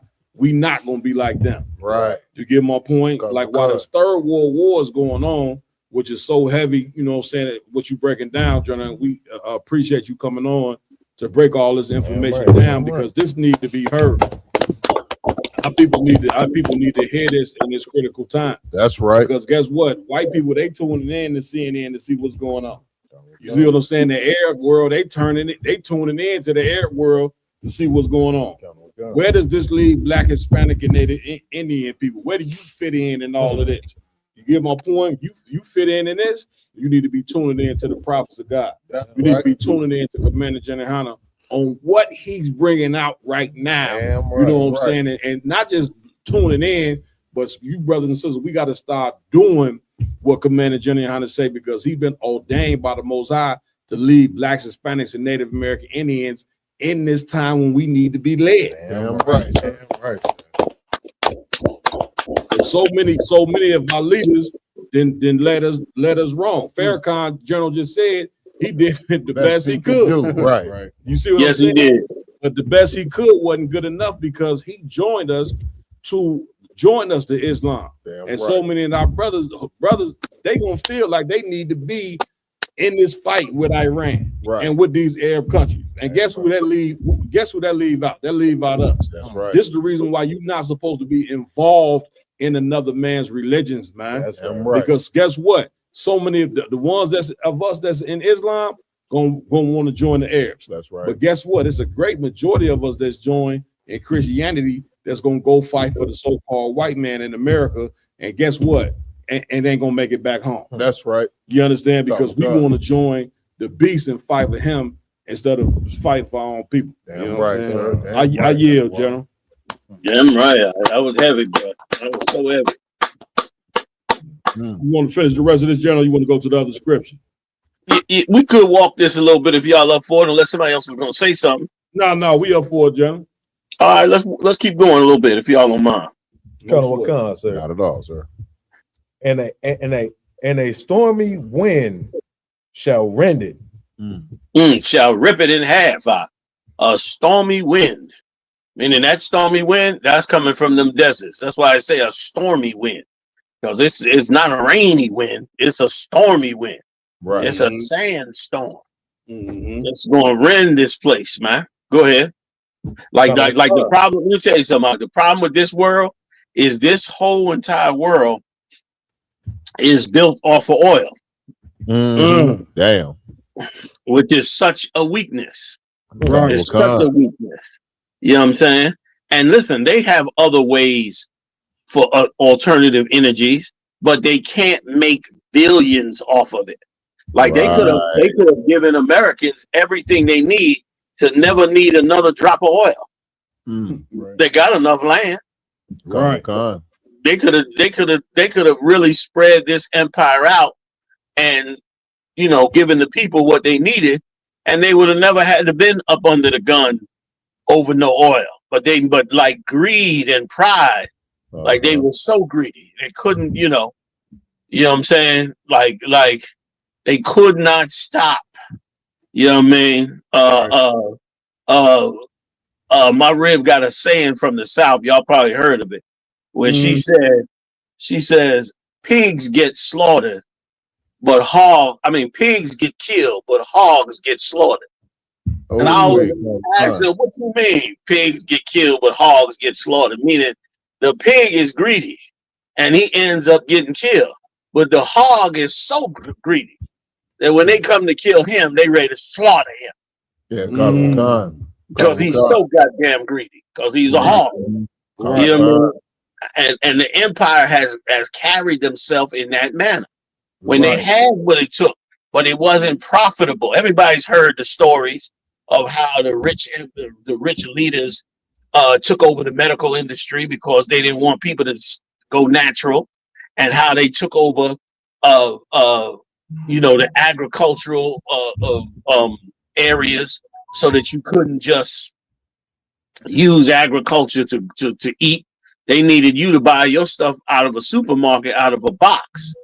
And they made the adjustments to do all those things, you know what I mean, with their billions just to get rich. And because of it, now, you know what I mean, it's coming back to bite them. Everybody's getting cancer. Everybody's getting diseases. Right. You know what I'm saying? Food prices are so high, nobody can feed themselves. Nobody has any farmland to sustain themselves. Like they did all these things being extra greedy instead of considering the latter end. You know what I'm saying? Matter of fact, hold this one. Can I jump to another one, y'all? Get that one where the Lord said, "Thou didst not consider." Y'all know that one? Y'all know that one? Just read that one if you could, and then we'll jump back on this, and then we'll go to D-Dan and get the prophecy down. You know what I'm saying? If y'all don't mind running a little bit. You need Isaiah 14. Another 15 minutes or so. Come on, sir. You know what I'm saying? Because let me tell you something. Prophets of the Lord, Jonah was jealous when the Lord did not destroy Nineveh. Like, that's how tight the prophets was with the Most High. They rode with the Lord tight as hell. David liked to fall down and die when he found out, when it was discovered how he had violated the Most High. They said for 2 weeks he couldn't even get up off the bed. Like, these are men that attached themselves to the Lord, knowing that in the end of all of this, they're going to get in the kingdom that'll never fight another war and never have to come up against anybody or defend themselves against anybody. And that, brother, is worth everything. And you got to attach yourself. You got to seek out the Most High and attach yourself to that level. Brothers in here have done it and are doing it every single day. Sisters too. and it is a fully effective in knowing what it is that's happening to us. I mean, we so comforted by what is going on in the world that we fully understand it. When people is in deep panic, you got it. Let me know when you got it. Kind of Wakan, sir. The book of Isaiah, chapter 14 and verse 16.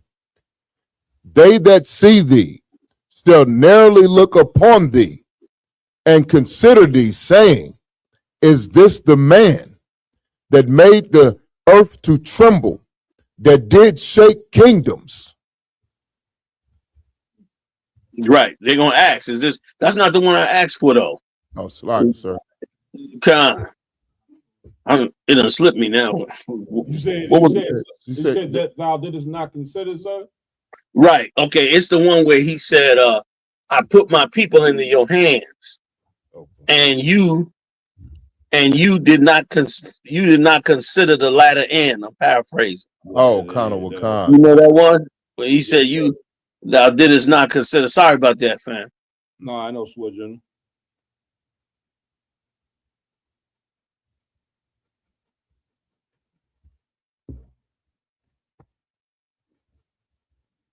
Grab that one for me real quick. I'm gonna get two more. I'm gonna get one in Isaiah, and then, like I said, if we could just read, I hope everybody don't mind hanging with us a little bit, but if we could read that story about this prophecy, because this prophecy is fully alive. Isaiah 47. I mean, it is alive. You hear me? Brothers asking me for the channel. What we on? ISUBK, Chicago? ISUBK Chicago or ISUBK Roundtable Truth Network. Okay. Either or. Okay. All right, kind of Wakan, sir. It's the book of Isaiah, chapter 47 and verse 6. I was wroth with my people. I have polluted mine inheritance. Right. He was angry with us, polluted us, meaning he destroyed us and let the other nations take over and put us in this captivity. He did that. He did that for us because of what we had done. We was ridiculous. We was like the other nations are. Like, once again, we just like your child, no different. You raise your child, you feed your child breakfast, you give your child rules and all that. Your child get a certain age, become a teenager. Now he decides he's going to run in the streets with other kids and do things that you said not to do. And you go out there, man, and embarrass him and just do him in for what he did for a period of time so he can learn the lesson. And that's exactly what happened to us. Like, we wanted to go do what the other nations did. We want to worship their God. We want to live their style. So we want to go to Dubai and have Arabs defecating on us. And buying every little nasty Arab girl and every little nasty chai boy, as they call it. That's what we want to do. We want to, you know what I mean? We want to be like Russell Simmons and fly around molesting people's children in the Southeast or whatever they seem to accuse him of. I don't know how true it is, but we all know. Right. You know what I'm saying? Like, that's what we want to do. We want to be all up there in Hollywood. We you know, Mike Epps brought it out. He said, they'll pay you, you get rich, but you better not flex on them. They'll let you know, go flex on your people. And sure enough, that's what we want to do. We want to flex on our people by showing that we right up there with the slave master. Meanwhile, we up in there drinking blood, eating babies, all kind of disgusting madness that they into. That's what the Lord was against. Go ahead. Kind of Wakan. I have polluted mine inheritance and given them into thine hand. Right. He polluted. He did do us in. But instead of you saying to yourself, man, let's be cool. We know that we done had them in slavery many years. We done destroyed them. You see they in poverty, they in hell, they on drugs. Their mind is twisted up and they on the streets at every corner. They don't know what they doing. But let's don't get puffed up. Let's consider that there's gonna come a time where God gonna come get them.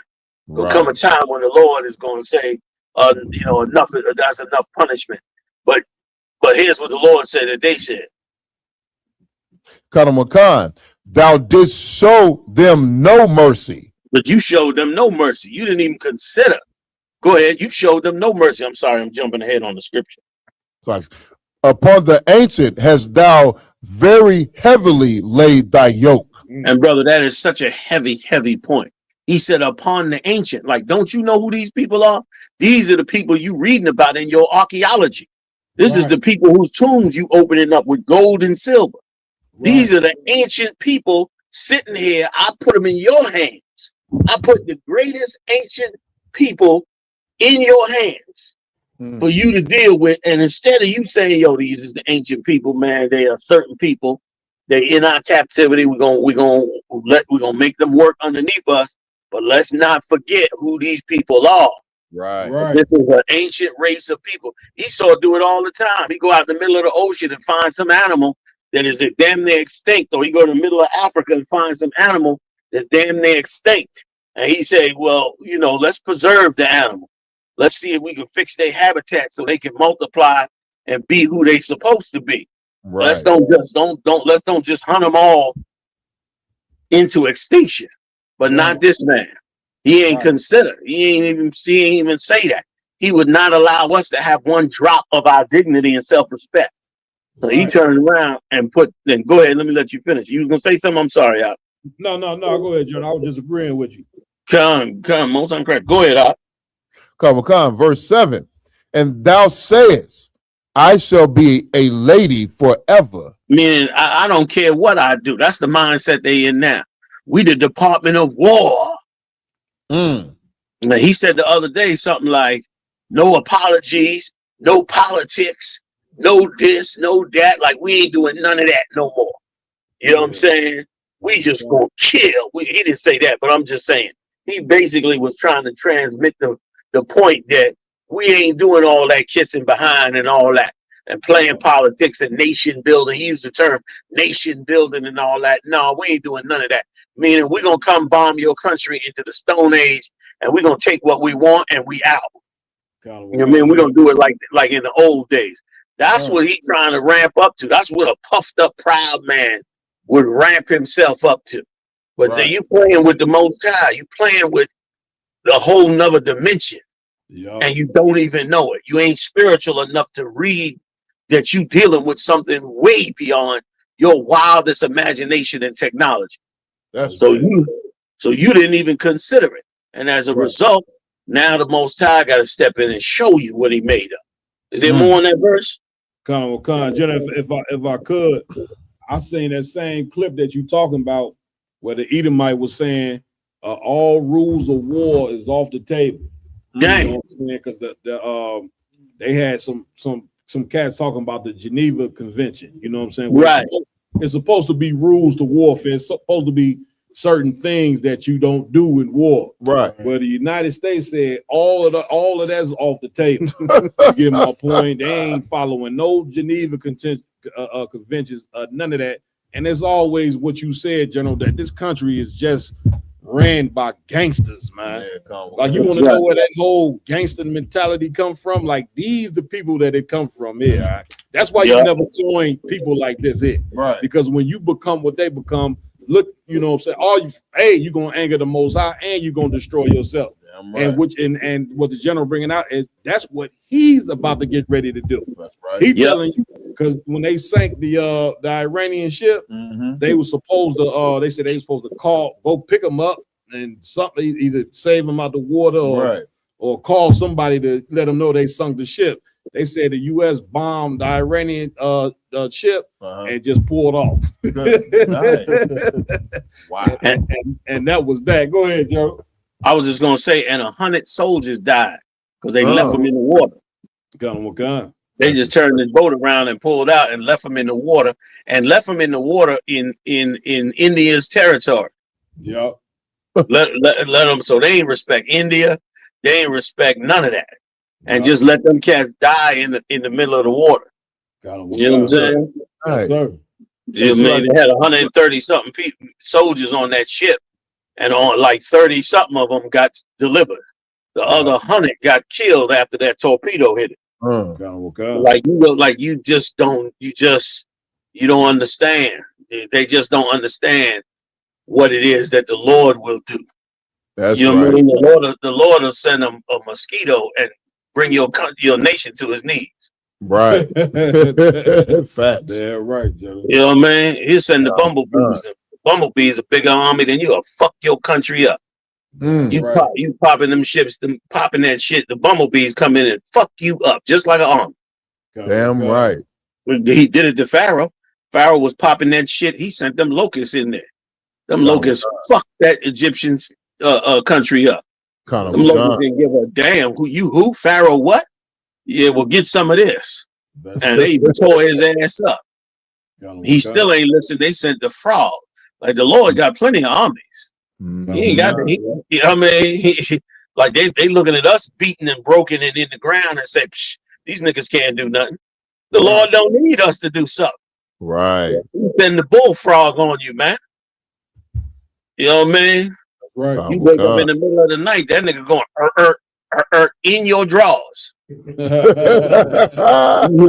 the goddamn ceiling. This motherfucker in your drawers talking about burp, burp, burp, burp. Fuck you all the way up. Hey, the Lord don't care about that. Right. You know what I'm saying? Right. Like he's to be respected. Or he'll show you he's to be respected. Like he had to show our dumb ass. We didn't want to listen, but he showed us, didn't he? Yeah, he did. We listening now, ain't we? No, that's a fact, Joe. Hey, we all ears now, cat, right or wrong. Like brother, I was watching brothers the other night. Brothers in these scriptures are breaking down they call Muhammad. I'm like, General, can you break down why the comma was on the end of the word it? What did that mean? Like we listening now. You know we trying to understand these records now. We trying to make sure we don't miss nothing. Right. You know what I mean? That's gonna anger the Most High. You know what I mean? Which is how we gonna be in this kingdom. I ain't mean to jump and cut in on you. We still going. No, you good, General. I believe that you want to finish the scripture, General. Yeah, if we could, real quick. I know I'm gonna have to give it up, because I might have to come back and do it maybe on Monday night or something. But I do want to get that prophecy. I want to bring that out. You know what I'm saying? So, but we can finish this one up, and maybe if you could squeeze in Isaiah 51 real quick. What verse you had in this one? So like I said, we're on verse 7. Yeah, okay. Is there more to keep going? Let me let you finish. Okay, come on. So that thou didst not lay these things to thy heart. That's what I wanted to part there. You didn't lay this in your heart.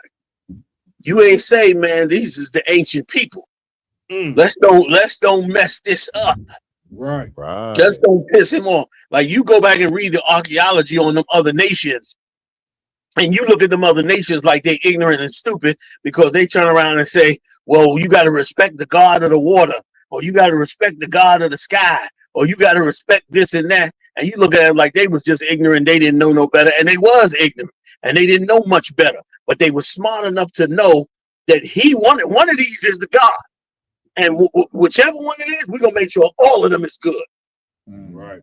Until he get right. You know what I mean? Like they feared enough to know not to do those things that should not be done. And when they did do it, their empire got destroyed. I think that's enough on that, right?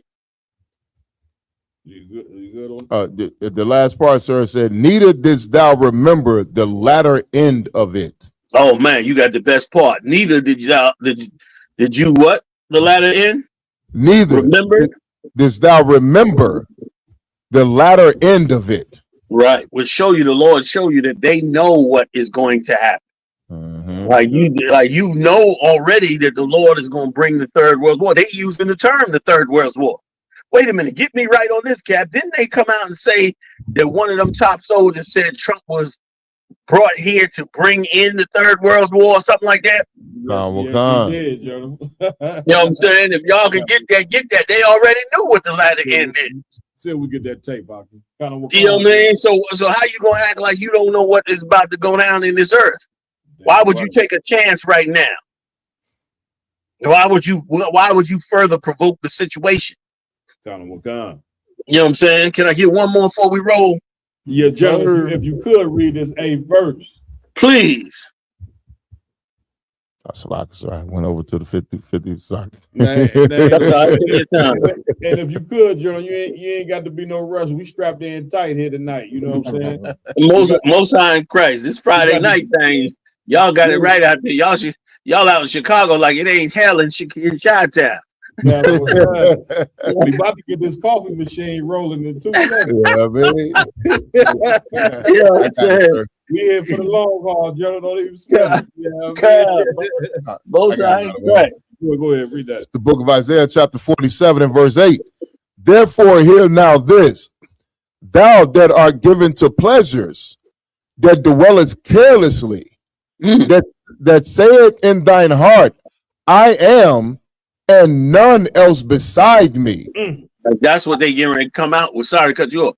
That's what they get ready to come out with. As they get further and further, and they bring out all this disclosure and the fake God and all of this, they're going to have aliens coming out saying, or AI robots coming out saying, there is no God, that it was a miscalculation of all the records of the past.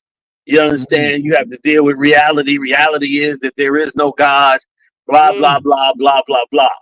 Like because they don't believe in the Most High. They don't want you believing in the Lord, because look at Iran. This is what happens when you believe in a God other than than them. Right. You know what I'm saying? So they don't need you doing that. So they're gonna definitely say, you know, we want you to believe this, but the Lord said, thou that dealeth carelessly, meaning you ain't considered this end. You careless with what you do. You bombing and taking over and overthrowing, and you acting like there's no God. So what the hell am I worried about it for? Right. There is a God. Right? And Daniel called him a terrible God. And he was the Lord's prophet. The Lord's prophet said, this is a terrible God. Meaning, this is not a cat you want to mess with at all in what you're doing. You know what I mean? Not terrible like he's a bad God, but terrible like he is the most fearsome God that you will ever come across in your life. Right. Yes, sir. Oh, wait. That's a lot, sir. I got a feeling we're going to be pulling this clip. Oh, yeah? Yes, like, sir. Go ahead. Kana Wakan, that saith in thine heart, I am, and none else beside me. Right. I shall not sit as a widow. Neither shall I know the loss of children. Verse 9. But these two things shall come to thee in a moment, in one day. Come on. The loss of children and widowhood. They shall come upon thee in their perfection of the multitude of thy sorceries, and for the great abundance of thine enhancements. Enchantments. So meaning when it goes down, ain't nobody gonna wonder it's gonna be in its perfection. Right. Everybody gonna be like, you know how something happened and everybody say, well, damn, what did we expect? Of course that happened. That's how they gonna be when this happens. When this thing go down, everybody gonna say, what did we expect to happen? Of course this happened. You know what I mean? It's obvious this was gonna happen. And sure enough, it's going to happen.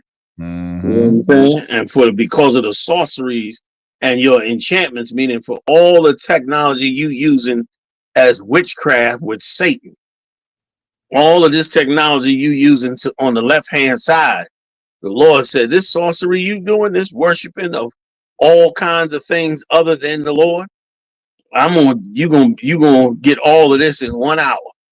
And loss of sons is just, I mean, that's commonplace since the days of Egypt. Right. Like when the Lord come to punish you, them sons is gonna be gone.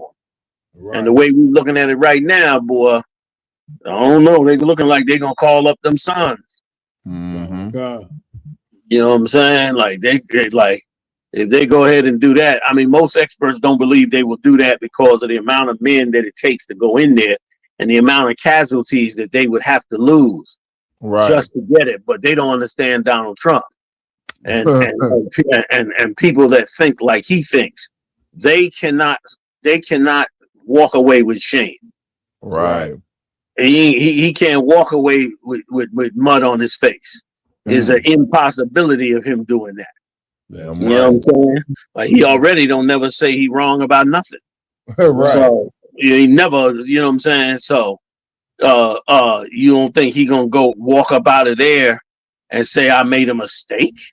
That'd be the end of his presidency. Right. To back out of it, period, would be the end of his presidency. So he ain't trying to do that, and he definitely ain't trying to do it when he may get the chance to invoke the War Powers Act, which means he don't got to stop. He get to suspend them election, which means he get to run for a good amount of time and do whatever he want to do and not even worry about it no more. Right. He might get another term just on the War Powers Act. He can get the War Powers Act, man, and he could run that for 3-4 years. Right. And if that happened, be rest assured, Donald Trump was chosen by the Lord, because getting another election is almost near impossible. But if he get in office again, we all gonna have to say, well, blessed be the name of the Lord. He put this cat back in office another term. He must got some work for him. And I got bad news. It ain't gonna be good work. Right. It ain't gonna be good work. You know what I'm saying? Good. Y'all got to let me. There's more in that verse, or can I move on to one more? We can move on, sir. Okay, I appreciate it. Y'all, Isaiah 51:22, and I'm getting up off it. 22 and 23 verse. It's the book of Isaiah. We'll do the prophecy on Monday. Cap, you need to come on the show Monday, man. I'm with it, John. John, all right. That's what's up. You know, man, be a pleasure. Sir. Be a pleasure to get you up on there, man. Man, I appreciate it, John. Damn right. Go ahead, Doc. I'm sorry. You said 22 and 23, sir? Isaiah 51 and verse 22 and 23. Yep. It's the book of Isaiah, chapter 51 and verse 22. Thus saith the Lord, thus saith thy Lord, the Lord, and thy God that pleadeth the cause of his people. Right. He trying to let them know. Thus saith thy Lord, the Lord. Like, in other words, thus saith your God, the real God. Right. He's trying to check us on the thing. Here's what he's saying, and make it clear to us that what he's about to tell you is going to go down. Go ahead. Behold, I have taken out of thine hand the cup of trembling. That's right. Even the dregs of the cup of my fury. Right. He's taking that cup out of his hand. We done had that cup for 450 years. That's right. We had that cup since the days they was building ships out of wood. Right. We done been drinking that cup. We've been drinking that cup out an entire world's lifespan. Right. They went from wooden ships to spaceships. Wooden boats on the water, all the way to spaceships to other planets, all while we sat in captivity up underneath them.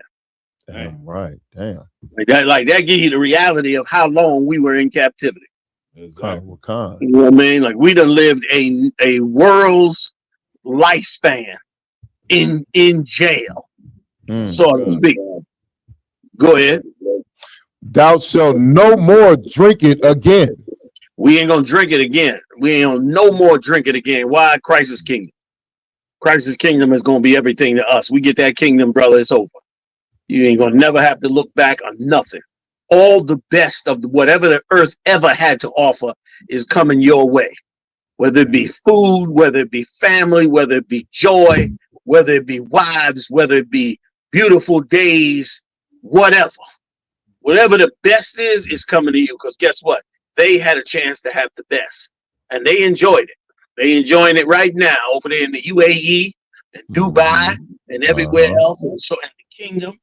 You understand? They've had the best.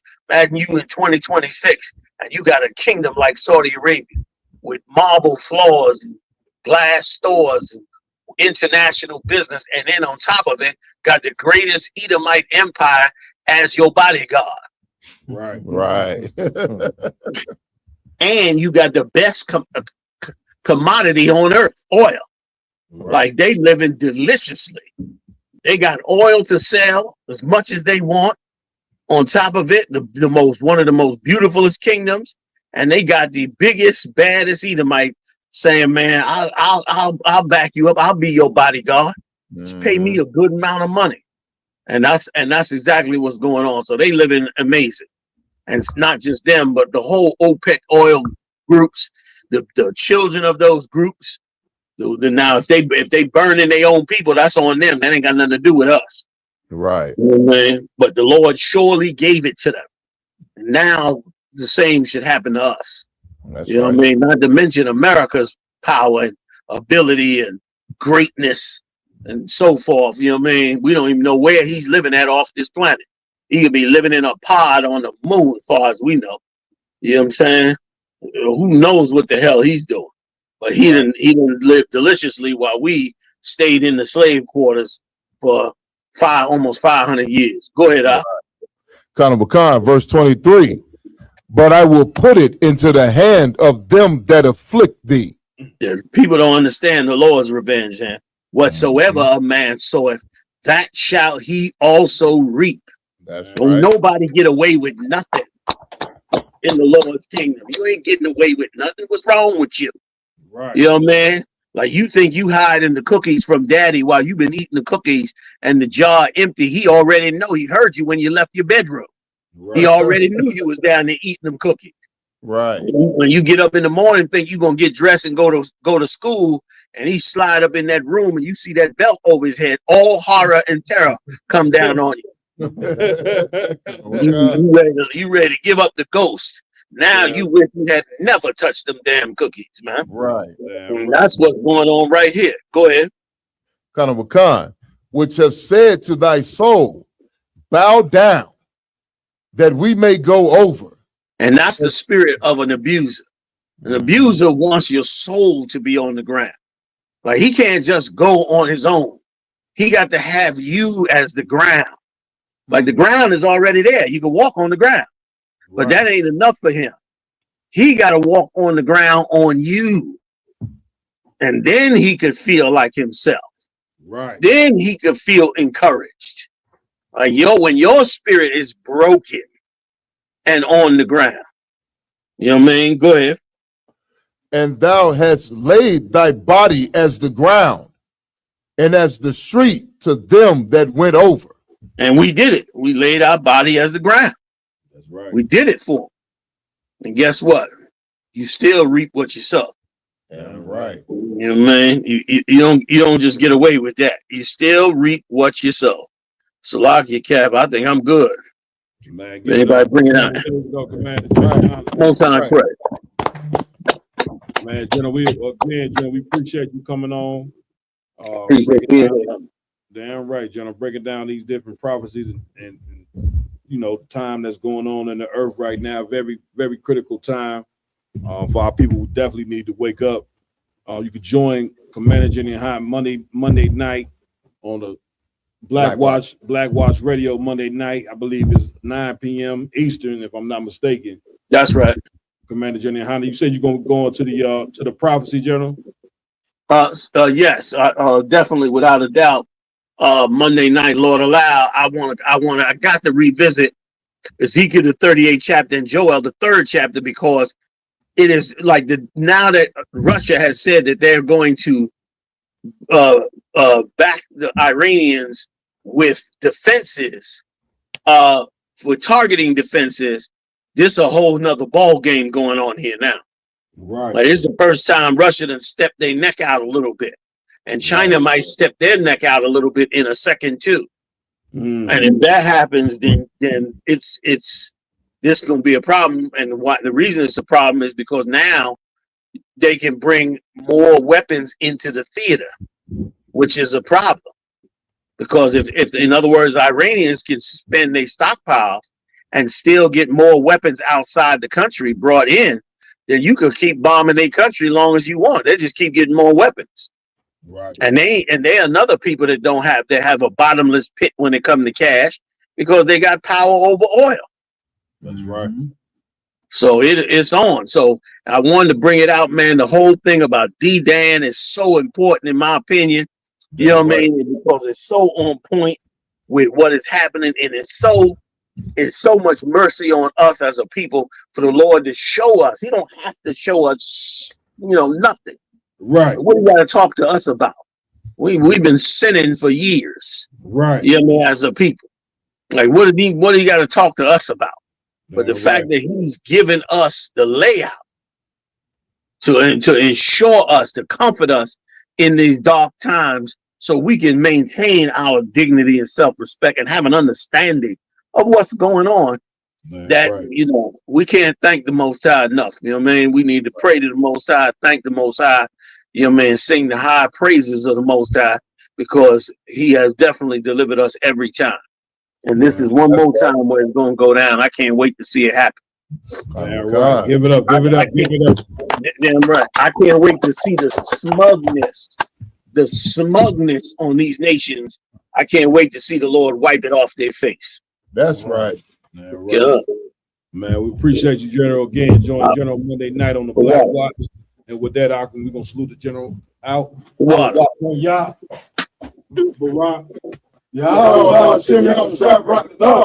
Yabashima Shabaka Thumb, the water Akim, appreciate your time.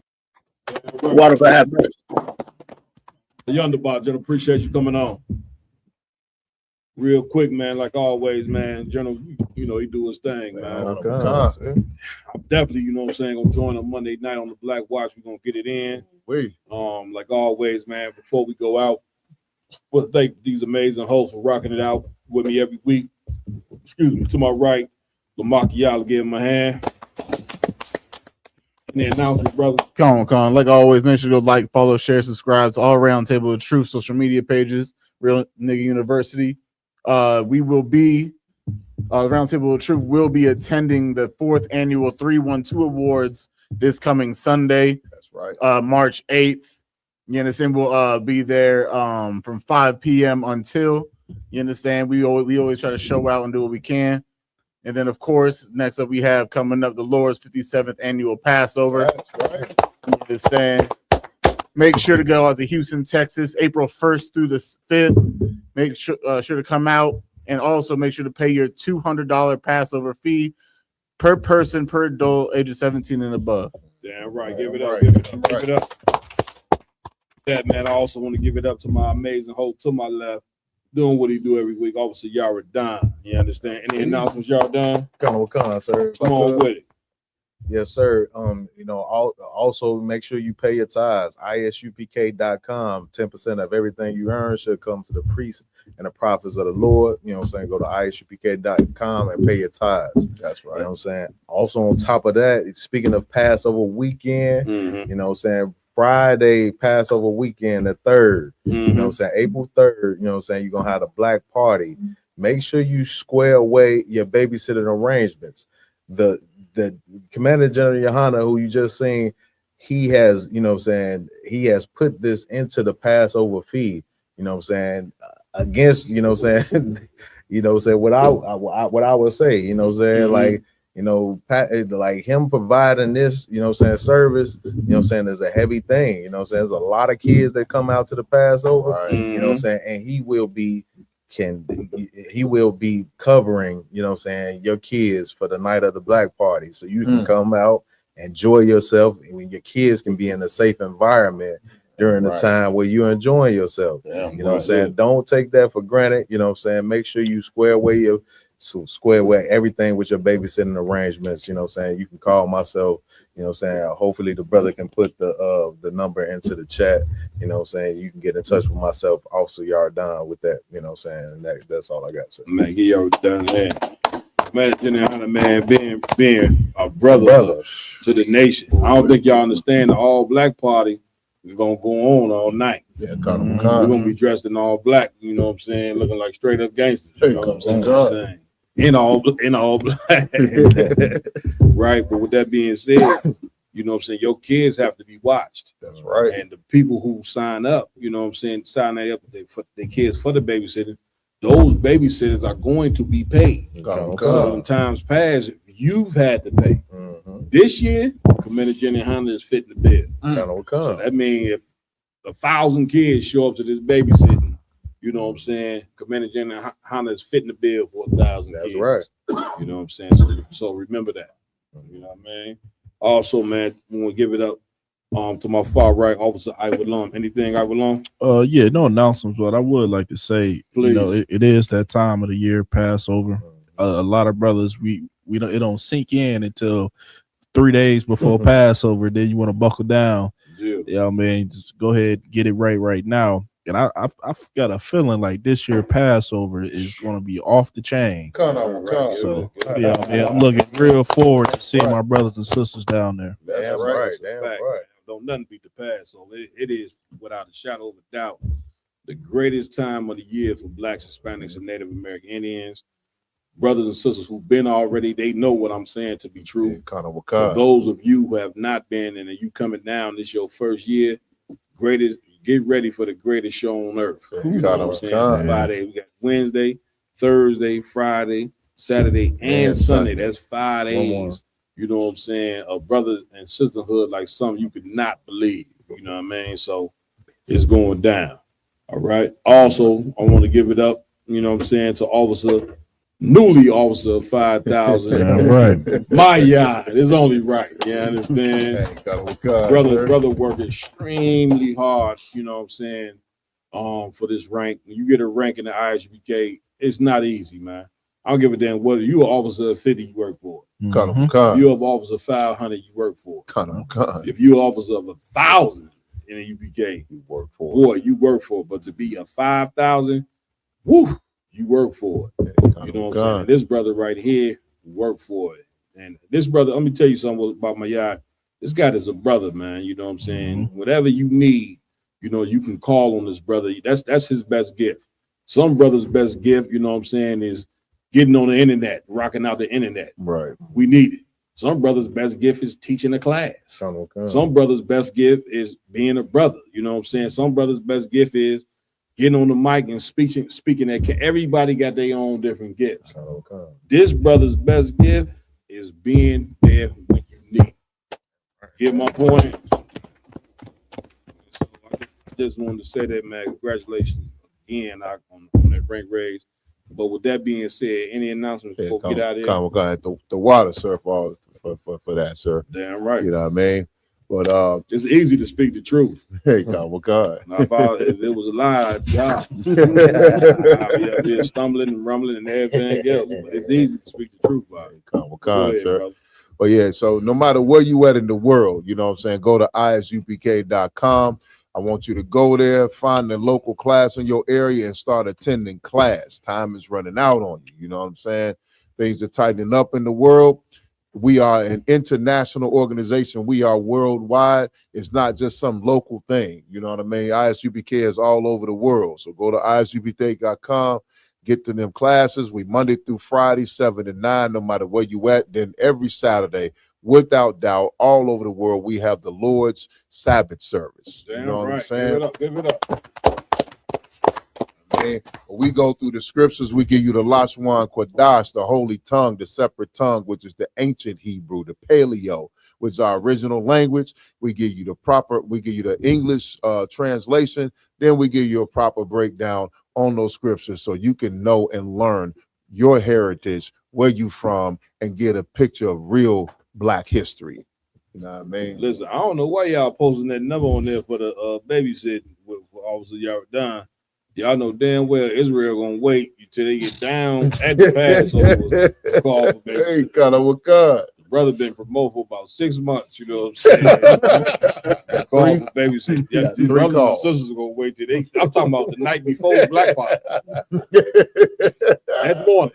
I just want to know if it was any more. You do this, man, 2 months ago. Israel, the babysitting for free. Man, put in your bid now so we can get a good solid number on how many babysitters we gonna need. Right. Y'all gonna do a gold rush at the end. Right. Oh man. When you done, my yard? Hey, I know what kind, sir. Man, give my yard a hand on that. Also, I want to give it up to this amazing technical team. Officer Ramawan, give him a hand. Officer Raj Karaj, give him a hand. Do 1,000. You understand? Officer Karyash in the building, give him a hand. Right. Okay. You understand? Officer Kazawan, give him a hand. And if I could, man, we got to say big up to Officer Kazawan, you know what I mean, for these amazing new chairs we got up in here. Hey, all right. Man, we said good of it this thing. Nice and comfy. Nice and comfy. You understand? Man, you know, that's brotherhood there. You know, give him a hand for that. Right. And also, we got Officer Marab. Marab is another special brother. He made sure that this school was clean from top to bottom. Damn right. Damn right. But I'm about to get him to put something in my office that put a stinger on in the office on anything you touching. Go in there, touch your garment. Anything you gonna touch my office gonna sting you. I'm telling you that. You gonna learn by going taking shit out my goddamn office. Moving forward. You know what I'm saying? Hey man, with that, man, we done had a hell of a show. I'm Captain Marquardt, under Commander Jenny Yahanna. That's right. Another episode of Round Table Truth. Lord allow, we see you next week. Shalom. That's right.